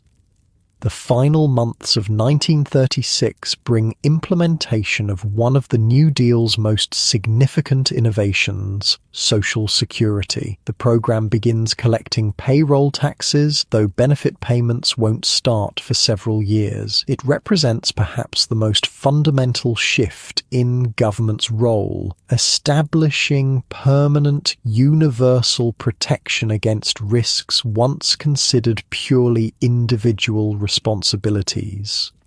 Or 1% of my paycheck, grumbles a mechanic in your shop studying his reduced wages. Government taking my money to give to someone else? No, you correct him. Government taking your money now to give back to you when you're too old to work. Like insurance, except guaranteed.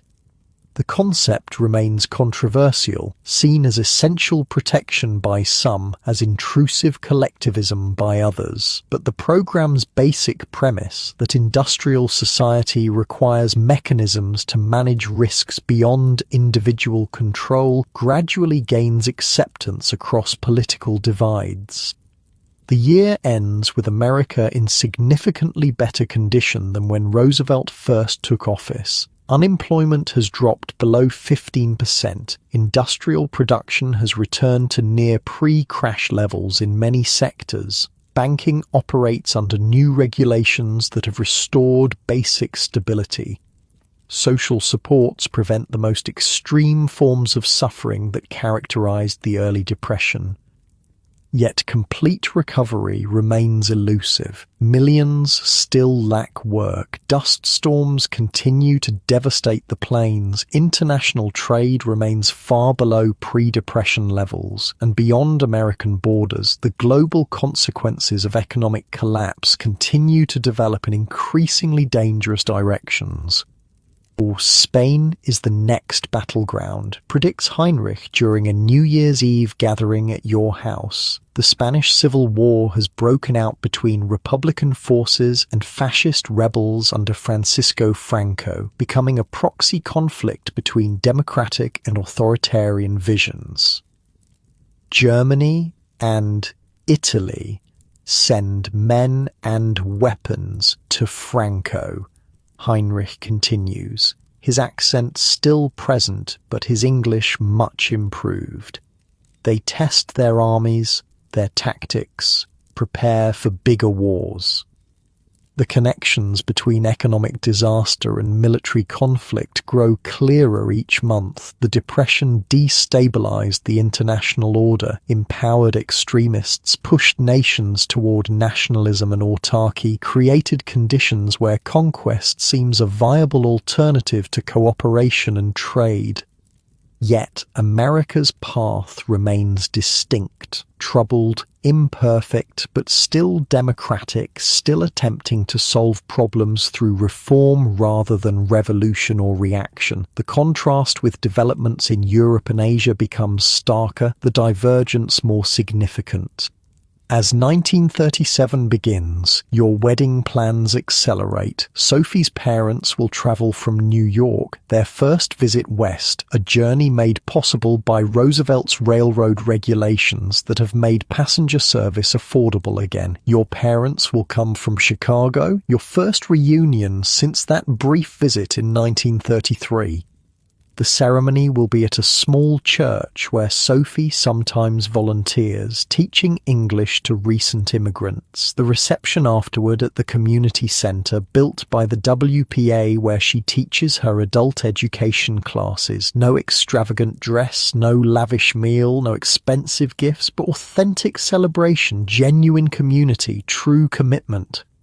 In many ways, the wedding represents the personal parallel to national developments, not a return to pre-crash conditions, but adaptation to new realities, finding value in different places, building something sustainable if less materially abundant than once imagined. The Great Depression has permanently altered not just economics but consciousness, individual and collective. Material success seems less certain, less central. Interdependence is recognized rather than denied. Security requires both individual effort and systemic supports. Prosperity must be more widely shared to be sustainable. Whether these insights will survive eventual recovery, whether they'll shape post-Depression America, remains uncertain. The human tendency to forget hard lessons when times improve is powerful. The appeal of individualistic narratives in a culture built on frontier mythology is strong. But sitting on your porch on a cool January evening, discussing wedding details with Sophie, you feel something that would have seemed impossible in 1929, not just hope for personal happiness, but faith in collective resilience, in the capacity to learn from disaster, to build systems less vulnerable to collapse, to balance individual freedom with mutual responsibility.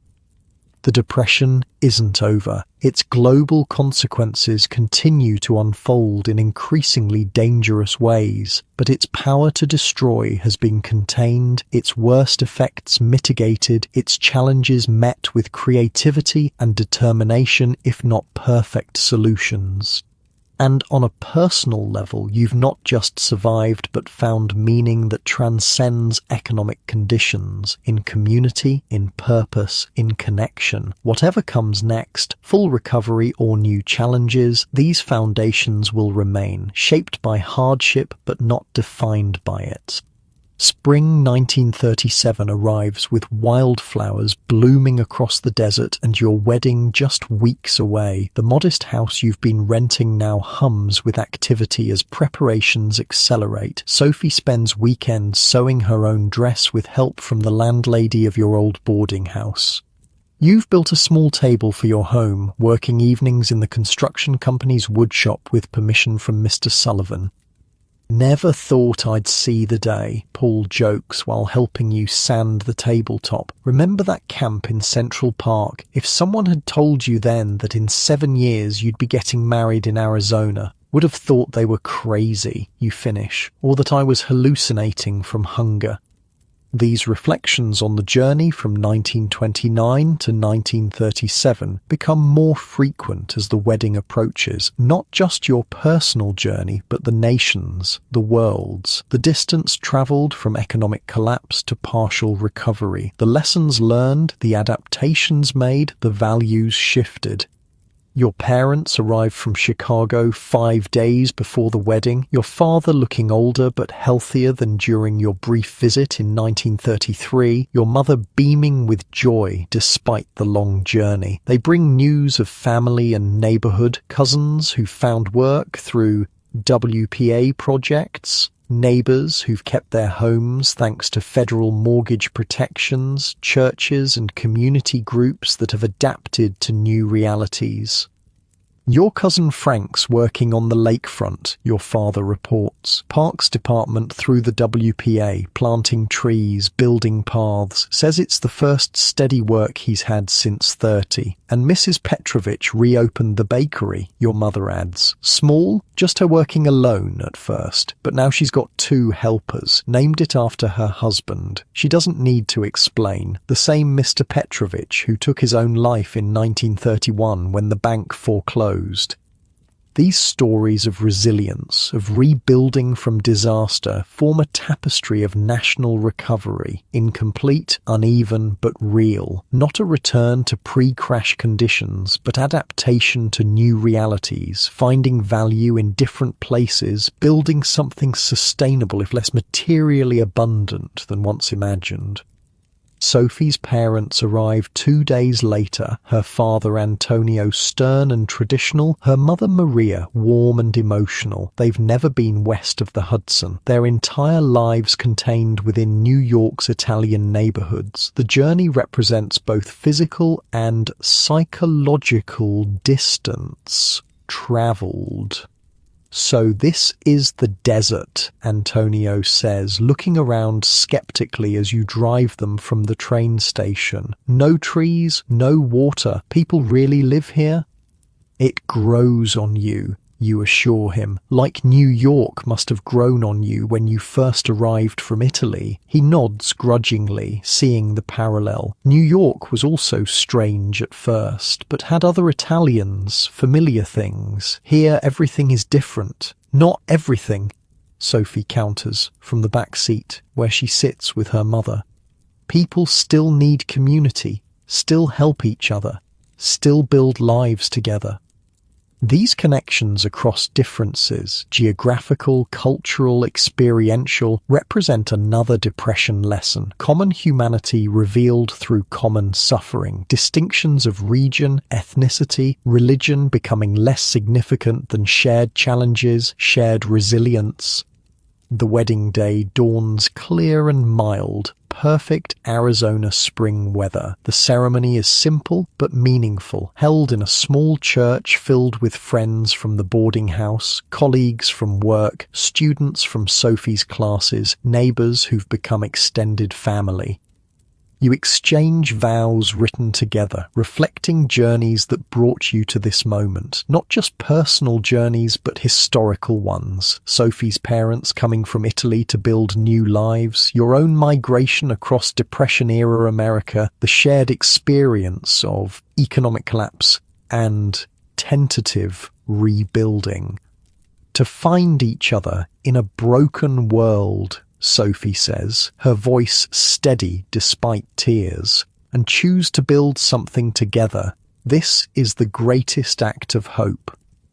The reception afterward at the WPA-built community centre is a true celebration. Food contributed by friends, music provided by local musicians who play for the joy of it, dancing that continues until late evening. Not lavish by pre-crash standards, but rich in community, in connection, in authentic joy.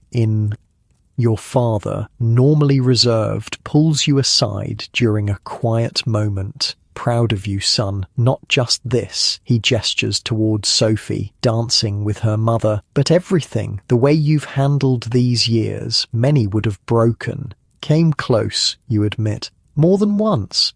He nods, understanding. That's why I'm proud. Bending without breaking, that's the real strength. The conversation captures something essential about the depression experience. Not just survival, but transformation. Learning to bend without breaking, finding strength in flexibility, in adaptation, in releasing old expectations while maintaining core values. After a brief honeymoon, 3 days in a borrowed cabin in the mountains north of Phoenix, you and Sophie return to normal life, or what passes for normal in 1937. Your jobs, your small house now shared, your community of friends and colleagues and neighbors. But within weeks, concerning news begins to appear. The stock market, which had been recovering steadily, suddenly drops sharply. Unemployment, which had been decreasing, begins to rise again. Industrial production slows, retail sales decline, construction projects are cancelled. What's being called the Roosevelt recession has begun, a significant downturn within the ongoing depression. The causes are complex and debated. Roosevelt's reduction of government spending in an attempt to balance the budget, the Federal Reserve's tightening of monetary policy, new Social Security taxes reducing consumer spending. Whatever the causes, the effects are immediate and troubling. At the construction company, government contracts are delayed or cancelled. Private projects disappear entirely. By June, Mr. Sullivan is reducing hours, cutting staff, struggling to maintain operations. Not firing you, he assures you during a difficult meeting, but have to cut back to 3 days a week. Maybe less if things get worse. The news hits hard, not just the economic impact, but the psychological blow. After years of gradual improvement, of building security step by tiny step, to face renewed uncertainty feels cruelly unfair. We'll be okay, Sophie says that night, studying household accounts at your small table. My teaching hours are steady. We can cut expenses. We've both lived through worse. She's right, of course. You have reserves now. Skills, savings, community, each other. Not prosperity by pre-crash standards, but far more security than in the darkest days of wandering jobless across America. But the setback raises deeper questions. Is full recovery even possible? Is the economy fundamentally broken, capable only of partial function, of temporary improvements before new collapses? Has capitalism as a system reached inherent limits that no policy adjustments can overcome? These questions circulate not just in your household, but across America as the recession deepens through summer and fall. Unemployment rises from 14% to nearly 19%. Industrial production drops by 30%. The stock market loses 50% of its value from 1937 highs. Roosevelt responds by abandoning budget-balancing efforts, pushing for renewed government spending, recommitting to the principle that recovery takes precedence over fiscal orthodoxy. Congress passes the Emergency Relief Appropriation Act, providing additional funding for WPA projects. The recession becomes another front in the ongoing battle over government's proper role in economic life. Critics claim Roosevelt's policies caused the downturn. Supporters argue insufficient stimulus and premature budget cutting are to blame. The ideological divide that has characterized the entire Depression era deepens further. Through autumn, international news grows increasingly alarming. Japan launches full-scale war against China, capturing Shanghai, committing atrocities in Nanjing. Germany continues rearmament while oppressing its Jewish population through the Nuremberg laws. Italy solidifies its conquest of Ethiopia, joins with Germany and Japan in the Anti-Comintern Pact. These developments feel distant from daily life in Phoenix, but their connections to the Depression are undeniable and frequently discussed. Heinrich and Eva, the German refugees who've become close friends, provide perspective that makes international events visceral, immediate. All from economic disaster, Heinrich explains during dinner at your home one evening.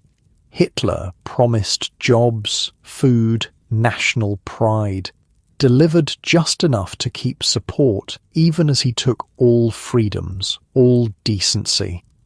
Could still happen here, Eva adds quietly. Depression not over. If recession becomes worse, if people lose hope again, the possibility hangs in the air, acknowledged but unspoken, that democracy remains vulnerable to economic failure, that authoritarianism retains its appeal when material needs go unmet, that the civilization you take for granted could collapse if recovery fails. Christmas 1937 is subdued compared to the previous year. Your reduced income means simpler gifts, more homemade items, careful budgeting. Sophie makes preserves from citrus grown in your small yard. You build a bookshelf from scrap lumber, practical presents reflecting renewed austerity. Yet the holiday gathering at your home, friends from the boarding house, co-workers, neighbours, Heinrich and Eva, Paul and Margaret, has a warmth, a genuine connection that no economic statistics can measure. The recession has reminded everyone how fragile recovery remains, how quickly progress can reverse, but also how much deeper security lies in relationships rather than material circumstances. To bending without breaking, Paul raises a glass during dinner, echoing your father's words from the wedding. Everyone drinks to the toast, recognizing its significance, its resonance with shared experience. The new year brings cautious optimism as Roosevelt's renewed spending begins taking effect. Your construction company secures additional government contracts, allowing return to full-time work by February. Sophie's adult education program expands again, adding vocational training for women entering the workforce in greater numbers. The recovery remains fragile, incomplete, but the worst of the Roosevelt recession appears to be passing. The pattern becomes familiar. 2 steps forward, 1 step back. Progress interrupted by setbacks but not reversed entirely. Adaptation rather than restoration as the defining feature of economic life. March brings international news that overshadows domestic concerns. Hitler's Germany annexes Austria in the Anschluss, incorporating its German-speaking neighbour without firing a shot. The Western democracies, still struggling with economic recovery, offer no meaningful resistance. Next will be Czechoslovakia. Heinrich predicts grimly. German-speaking areas first, then the whole country. While your leaders talk, Hitler acts. The prediction proves accurate. By September, the Munich Agreement allows Germany to annex the Sudetenland, Czechoslovakia's German-speaking regions, in exchange for Hitler's promise to make no further territorial demands. British Prime Minister Chamberlain returns from Munich declaring, "Peace for our time." Peace? Eva scoffs when the news reaches Phoenix. They give Wolf one sheep, expect Wolf to become vegetarian. This is not peace. This is surrender. The international situation continues to deteriorate through 1938 and into 1939. Germany completes its takeover of Czechoslovakia, directly contradicting Hitler's Munich promises. Italy invades Albania. Japan expands its control in China. The march toward global conflict accelerates while the Western democracies, still recovering from economic disaster, respond with appeasement and delay. Yet domestic recovery continues despite international tensions. By mid-1939, unemployment has dropped back below 15%. Industrial production approaches pre-crash levels in many sectors. New Deal programs, from social security to banking regulations, from labor protections to agricultural supports, have created a framework for managed capitalism that provides greater stability, if not prosperity. Your own situation reflects these national trends. The construction company not only returns to full operations, but expands, opening a second location across town. Your position as shop foreman brings promotion to general manager of mechanical operations, overseeing maintenance for a growing fleet of vehicles and equipment. Sophie's work evolves too, from basic adult education to administration of multiple programs across Phoenix. Her language skills prove valuable with the increasing number of refugees arriving from Europe, needing not just English instruction, but assistance navigating American systems, finding employment, establishing new lives. Your small house gains modest improvements, a proper kitchen remodeled on weekends with help from construction company colleagues, a garden that produces vegetables year-round in Arizona's climate, a spare bedroom that serves as Sophie's office, and, perhaps someday, a nursery. "Not what I imagined when we were younger," Sophie remarks one evening, sitting on the porch watching sunset paint the desert in gold and purple. "Before the crash, I mean, had such different pictures of success, of what life should be. Better or worse, you ask, genuinely curious. Your own assessment varies day to day, moment to moment." She considers watching a cactus wren dart between thorny branches. Different, smaller in some ways, bigger in others. Less stuff, but more substance, connection, hard to explain. Material expectations lowered, other values raised, you suggest? Exactly. And not just us.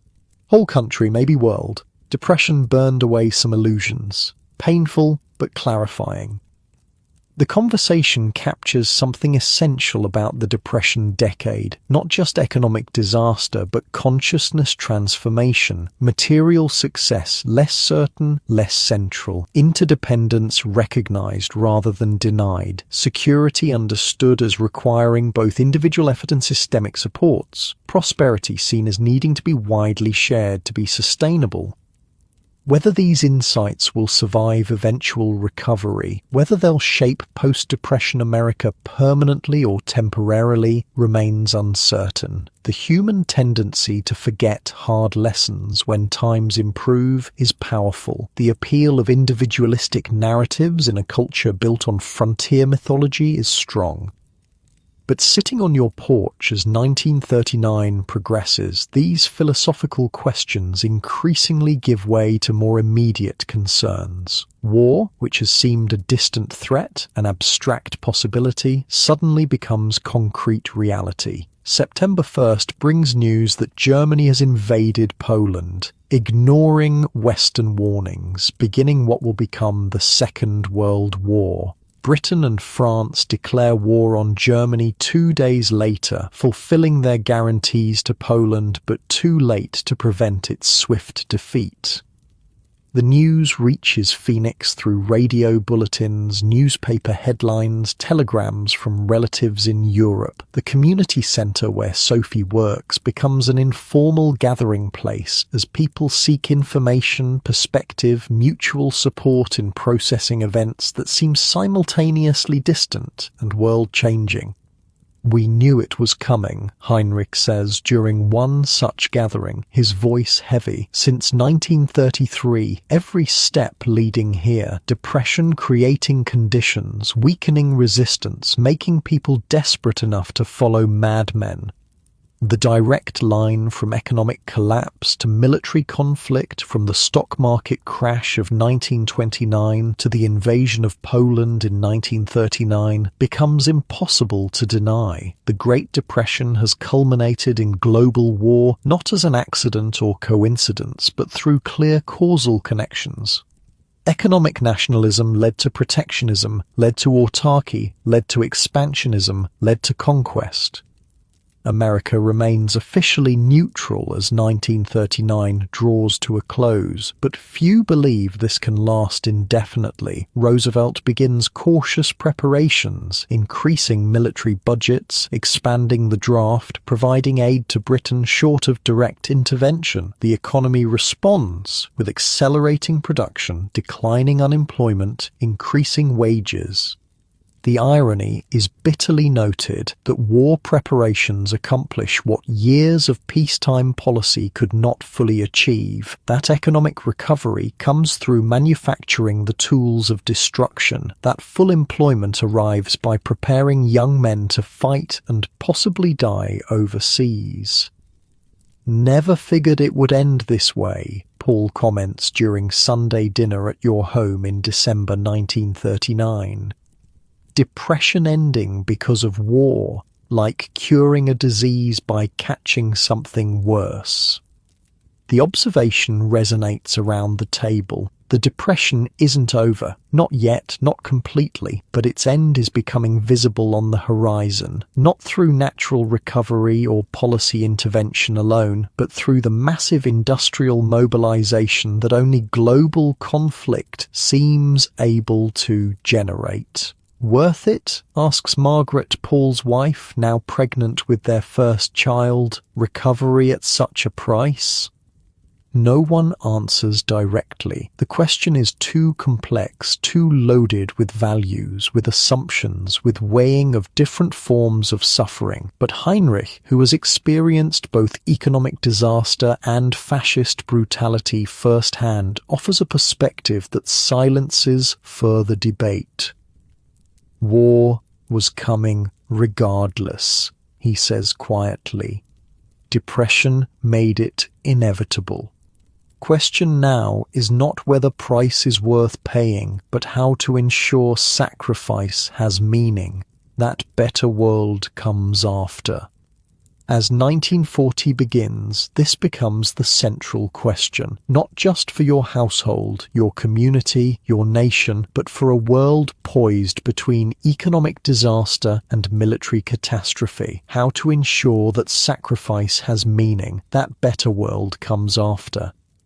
The Great Depression's direct economic impacts are fading, gradually replaced by the demands and distortions of wartime production. But its deeper lessons remain about systemic vulnerabilities, about human resilience, about the necessity of balancing individual freedom with collective security, about the fragility of prosperity and the centrality of shared values. Whether these lessons will shape the post-war world, whether the suffering of the Depression decade will produce lasting reforms or be forgotten in new prosperity, remains to be seen. But sitting on your porch as winter stars emerge above the desert, you and Sophie share a quiet certainty that whatever comes next, the experiences of these years have permanently altered not just economic structures but human consciousness itself. And that, perhaps, is the Depression's most enduring legacy. Not just what it destroyed, but what it revealed. Not just what was lost, but what was found within the ruins. Spring 1940 brings change to Phoenix. Subtle at first, then increasingly visible. Manufacturing plants expand operations. Construction accelerates. Help-wanted signs appear in windows that for years displayed only "no jobs available." Military recruiters set up tables downtown. It's not prosperity exactly, not yet, but unmistakable economic activity driven by war preparations, by government contracts for equipment, vehicles, supplies, by European orders for American goods paid for with whatever credit remains available to nations under siege. Your construction company pivots toward military-adjacent projects, expanding an airfield outside Phoenix, building warehouses for equipment storage, constructing barracks for training facilities. The work is steady, the pay better than anything since before the crash. "Ironic, isn't it?" Mr. Sullivan remarks during a site inspection in April. "Spent 10 years trying to recover from one disaster, finally succeeding because of another." The observation captures the bitter reality of the Depression's end, not through natural recovery or policy intervention alone, but through the massive industrial mobilization that only global conflict generates. Full employment arrives as a byproduct of preparing for destruction on an unprecedented scale. May brings the German blitzkrieg, lightning war that conquers Denmark, Norway, the Netherlands, Belgium, and finally France in a series of stunning victories. Western Europe, democratic and market-oriented, falls to fascist dictatorship in weeks rather than the years of trench warfare that characterized the previous conflict. They're not stopping there, Heinrich predicts during a community meeting at the centre where Sophie works. Britain next, then east toward Russia, and while America debates, Hitler conquers. The debate over American involvement intensifies as Britain stands alone against Nazi Germany. Roosevelt provides aid through the Lend-Lease program, effectively making the US the arsenal of democracy while maintaining technical neutrality. Isolationists and interventionists battle for public opinion, each claiming to represent true American values. For ordinary citizens, these global events manifest in accelerating economic changes. Consumer goods become scarcer as factories convert to military production. Voluntary conservation programs begin. Metal drives, rubber collection, reduced use of strategic materials. Price controls and rationing are discussed as potential necessities if America enters the war directly. Your own work evolves with these changes. The mechanical shop now services not just construction equipment, but military vehicles sent for repair from nearby bases. Your team expands to 20 men, including several recruited from Sophie's vocational training programs. Older workers transitioning to new skills, women entering traditionally male occupations, refugees bringing technical knowledge from Europe. "Never thought I'd see women as mechanics," comments Frank, your longtime assistant who now manages daily operations while you handle broader coordination. "My mother built artillery shells in the last war," you remind him, "while men fought overseas, might happen again on an even larger scale." The integration of women into the workforce represents another transformation accelerated by crisis. What began as economic necessity during the Depression, women seeking any available income to support families, becomes patriotic duty as war approaches. Old barriers fall not through gradual social evolution but urgent practical need. June brings personal news that overshadows even the international situation. Sophie is pregnant. The announcement comes one evening as you sit on the porch listening to radio reports of German bombers over London. Wanted to be sure before telling you, she explains, her expression mixing joy and concern. Doctor confirmed yesterday, due around January. The news elicits complicated emotions, happiness, excitement, fear for what kind of world this child will enter. A decade of economic disaster, potentially culminating in global war, hardly seems the optimal environment for beginning a family. Timing could be better, you acknowledge, putting an arm around Sophie. But people have been having babies through the whole Depression, through every war and disaster in history. Life continues, she agrees, has to. Otherwise, what's the point of anything else? The pregnancy brings adjustments to your routines, your plans, your thinking about the future. The spare room that served as Sophie's office is converted to a nursery painted on weekends with help from friends. You take on extra work supervising weekend shifts to save additional money. Sophie continues teaching but reduces administrative responsibilities, focusing on direct classroom instruction. The local community embraces the news with enthusiasm, friends organising a baby shower, neighbours offering hand-me-down cribs and high chairs, colleagues presenting handmade toys and knitted blankets after a decade where collective hardship created deeper connections. This celebration of new life represents hope, continuity, faith in tomorrow despite today's uncertainties. Summer brings further war news, the Battle of Britain raging in the skies over England, Hitler preparing Operation Barbarossa against the Soviet Union, Japan expanding its holdings in Asia while eyeing resource-rich European colonies like the Dutch East Indies. America's economy continues transitioning toward war footing even as official neutrality remains. The first peacetime draft in American history begins, calling up men for military service. Defense spending increases exponentially. Strategic industries receive priority for raw materials, for transportation, for labor. Your construction company now operates almost exclusively on military contracts, building or expanding training facilities, airfields, supply depots across Arizona. The work is plentiful but increasingly regulated, with material allocations, wage controls, production schedules overseen by government agencies created to maximize efficiency. So much for free enterprise, Mr. Sullivan grumbles during a meeting with procurement officers. Might as well be working for the government directly. We are, essentially, you remind him, just with the illusion of independence. This partnership between government and private enterprise, neither pure capitalism nor state socialism but a managed system addressing national needs, represents the culmination of trends that began with the New Deal. Crisis, first economic, then military, has transformed American governance, business operations, labor relations, social supports in ways that would have been unimaginable before the crash.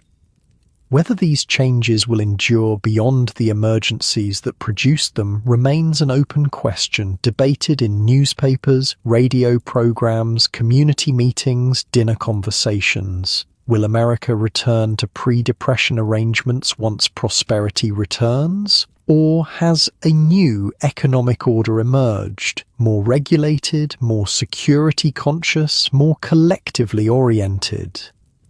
The questions persist as 1940 progresses toward winter, as Sophie's pregnancy advances, as the war in Europe intensifies. In November, Roosevelt wins an unprecedented third term as president, largely on his handling of both the Depression and pre-war preparations. The vote represents continued endorsement of active government, of collective approaches to national challenges, of leadership through ongoing crisis. December brings two significant developments, one personal, one global. Sophie experiences false labor, a frightening episode that resolves without complications but prompts the doctor to order bed rest for the remainder of her pregnancy. You reorganize work schedules, recruit neighbors to help with household tasks, spend evenings reading to Sophie as she rests. Then, on December 7th, the global situation erupts into American life with shocking immediacy. Japan attacks Pearl Harbor, killing thousands, destroying much of the Pacific Fleet, pulling the United States directly into World War II. "We knew it was coming," Paul says when you gather with friends to listen to Roosevelt's Day of Infamy speech requesting war declarations. Not exactly how or when, but that we'd be pulled in eventually. America's official entry into the war accelerates transitions already underway. Rationing becomes mandatory rather than voluntary. Production shifts completely to military needs. Conservation becomes patriotic duty rather than economic necessity. The last vestiges of the Depression disappear not through natural recovery, but through the artificial stimulus of war mobilization. January 1941 brings the arrival of your daughter, Elizabeth Maria, named for your mother and Sophie's. The birth is difficult but uncomplicated, Sophie recovering quickly, the baby healthy, despite being slightly premature. She has your eyes, Sophie says, as you hold your daughter for the first time. This tiny being somehow both fragile and resilient, and maybe my mother's chin. Definitely your determination, you add as the infant grips your finger with surprising strength, going to need that in this world. The world Elizabeth enters is shaped by both depression and war, materially constrained but rich in community, facing unprecedented dangers but unified in purpose, economically active but focused on necessities rather than luxuries. It's a world where collective effort has largely replaced individual striving as the dominant ethos, where security concerns outweigh freedom maximization, where sacrifice for common good is expected rather than exceptional. Whether these conditions represent temporary emergency measures or permanent societal shift remains uncertain. Whether post-war America will resemble pre-Depression America or something entirely new is actively debated in government offices, factory floors, community centers, family dinner tables. "The America I grew up in is gone," your father writes in a letter congratulating you on Elizabeth's birth, not just because of war, but because the Depression changed how we think about everything. Work, money, government, each other. Maybe for the better, time will tell. His observation resonates with your own experience. The sense that beyond economic statistics, beyond policy changes, beyond institutional reforms, the Depression's most profound impact has been psychological and philosophical, a fundamental reassessment of values, of priorities, of what constitutes security, success, community, purpose. As 1941 progresses, these reflections take back seat to more immediate concerns: raising an infant during wartime, managing expanding work responsibilities as military production accelerates, supporting friends and neighbors affected by rationing, conscription, wartime relocations. Your construction company transitions to building infrastructure supporting the war effort, not just in Arizona, but across the Southwest. You find yourself traveling frequently, overseeing mechanical operations at multiple sites, balancing professional demands with family responsibilities in ways that challenge traditional gender roles. Never imagined this arrangement, Sophie admits one evening after you return from a week in New Mexico. She's continued teaching part-time while caring for Elizabeth with help from a rotating network of friends and neighbours. Me working outside the home, you travelling for work, everyone pitching in with the baby. Depression baby, war baby, you reply, watching your daughter sleep peacefully despite air raid sirens being tested outside. She's getting early lessons in adaptation. The observation applies beyond your household to communities, institutions, governance structures continuing to evolve through cascading crises. What began as emergency responses to economic collapse have become standard operating procedures, then foundations for war mobilization, then potential templates for post-war society.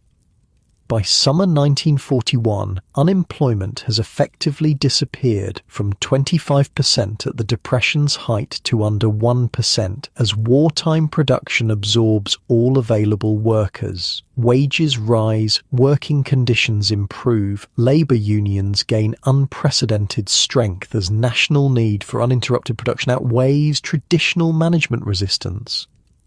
Yet material prosperity remains constrained despite full employment. Consumer goods are scarce, rationing limits purchases, savings increase by necessity rather than choice. The psychological scars of the Depression persist in spending patterns, in risk assessment, in household financial management, thrift and caution outlasting the economic conditions that produced them.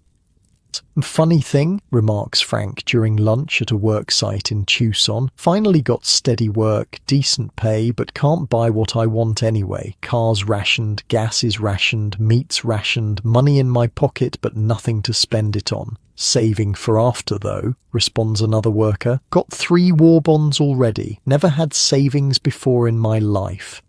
This forced deferred consumption, earning now for spending later, creates potential for post-war boom, but also risks if peacetime production can't absorb pent-up demand. Economists, politicians, business leaders already debate post-war planning even as the conflict expands across Europe, Africa, Asia, the Pacific.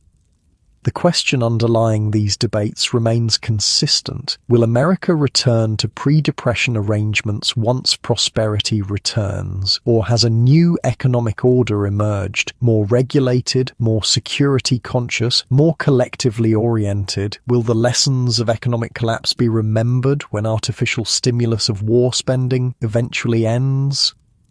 By late 1941, your own family has achieved stability that would have seemed miraculous during the Depression's darkest days. Your position managing mechanical operations across multiple construction sites provides steady income above national averages. Sophie's teaching, though part-time while Elizabeth is young, adds supplementary earnings. The small house has gained modest improvements, indoor plumbing upgraded, roof repaired, yard landscaped with native plants requiring minimal water. Not what we dreamed of before the crash, you reflect one evening, sitting with Sophie on the porch as desert sunset paints the mountains gold and purple. Elizabeth sleeps in her mother's arms, oblivious to the world historic events surrounding her infancy, but good in different ways.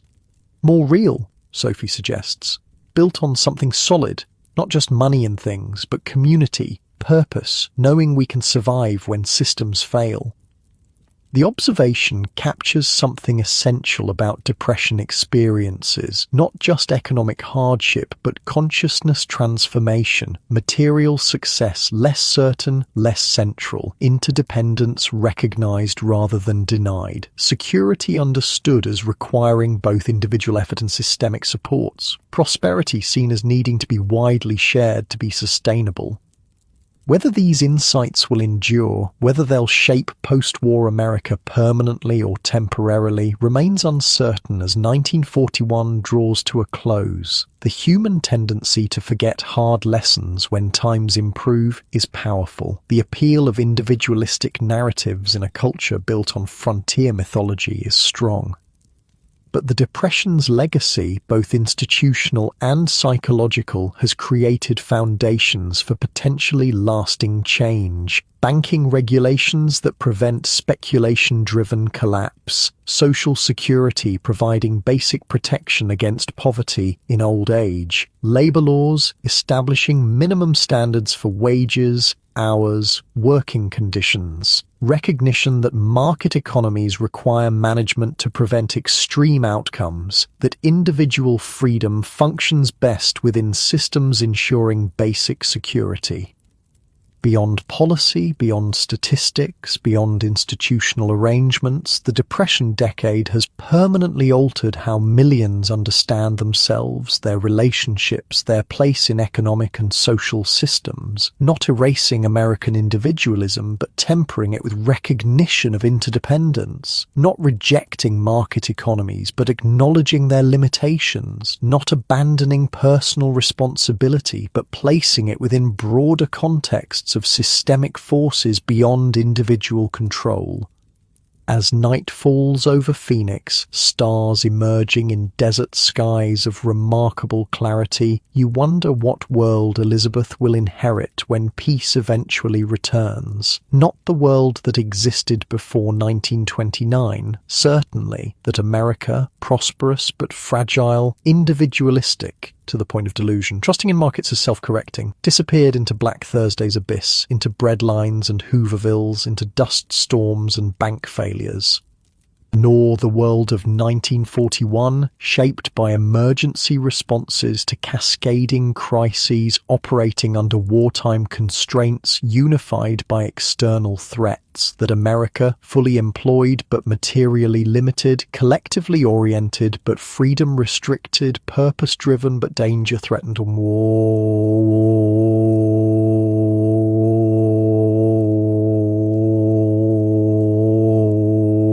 again when peace returns, when soldiers come home, when factories convert back to civilian production. Something new will emerge, neither pre-Depression nor wartime America, but synthesis incorporating lessons from both, an America shaped by memory of economic collapse and recognition of interdependence, yet still committed to individual opportunity and market innovation.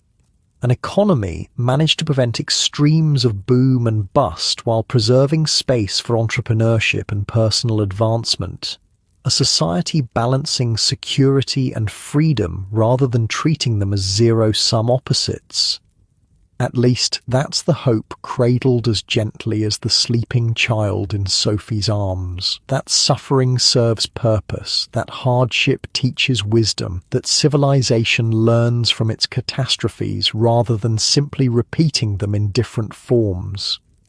Whether this hope proves justified remains for history to determine, but sitting on your porch as winter stars wheel overhead, your family safe after years of uncertainty, your community strong after decade of challenges, your nation unified after period of bitter division, you feel something that transcends optimism or pessimism, a quiet faith in human resilience, in collective adaptation, in capacity to rebuild from ruins something better than what came before. And perhaps that's the Depression's most enduring legacy. Not just what it destroyed, but what it revealed. Not just what was lost, but what was found within the ruins. Not just lessons about economic systems, but insights into human nature itself, our vulnerabilities and our strengths, our capacities for both selfishness and solidarity, our ability to bend without breaking when everything we thought permanent proves fragile. As you take Elizabeth from Sophie's arms, carrying the sleeping child to her crib, these reflections blur into something simpler, more immediate: gratitude for having survived, for having found purpose beyond survival, for having built connections that transcend economic conditions. The Great Depression changed everything: economics, politics, international relations, social structures, but its deepest transformations occurred within human consciousness itself, altering how millions understand themselves and their relationships to each other, to institutions, to the broader systems shaping their lives. And as you drift towards sleep in your modest Phoenix home, these transformations, personal and collective, individual and societal, echo in dreams that span from Hooverville to White House, from breadlines to battle lines, from dust storms to factory floors. Dreams of a world forever changed by economic disaster, yet still moving forward, still adapting, still finding meaning within hardship, still building something new from the ashes of what came before.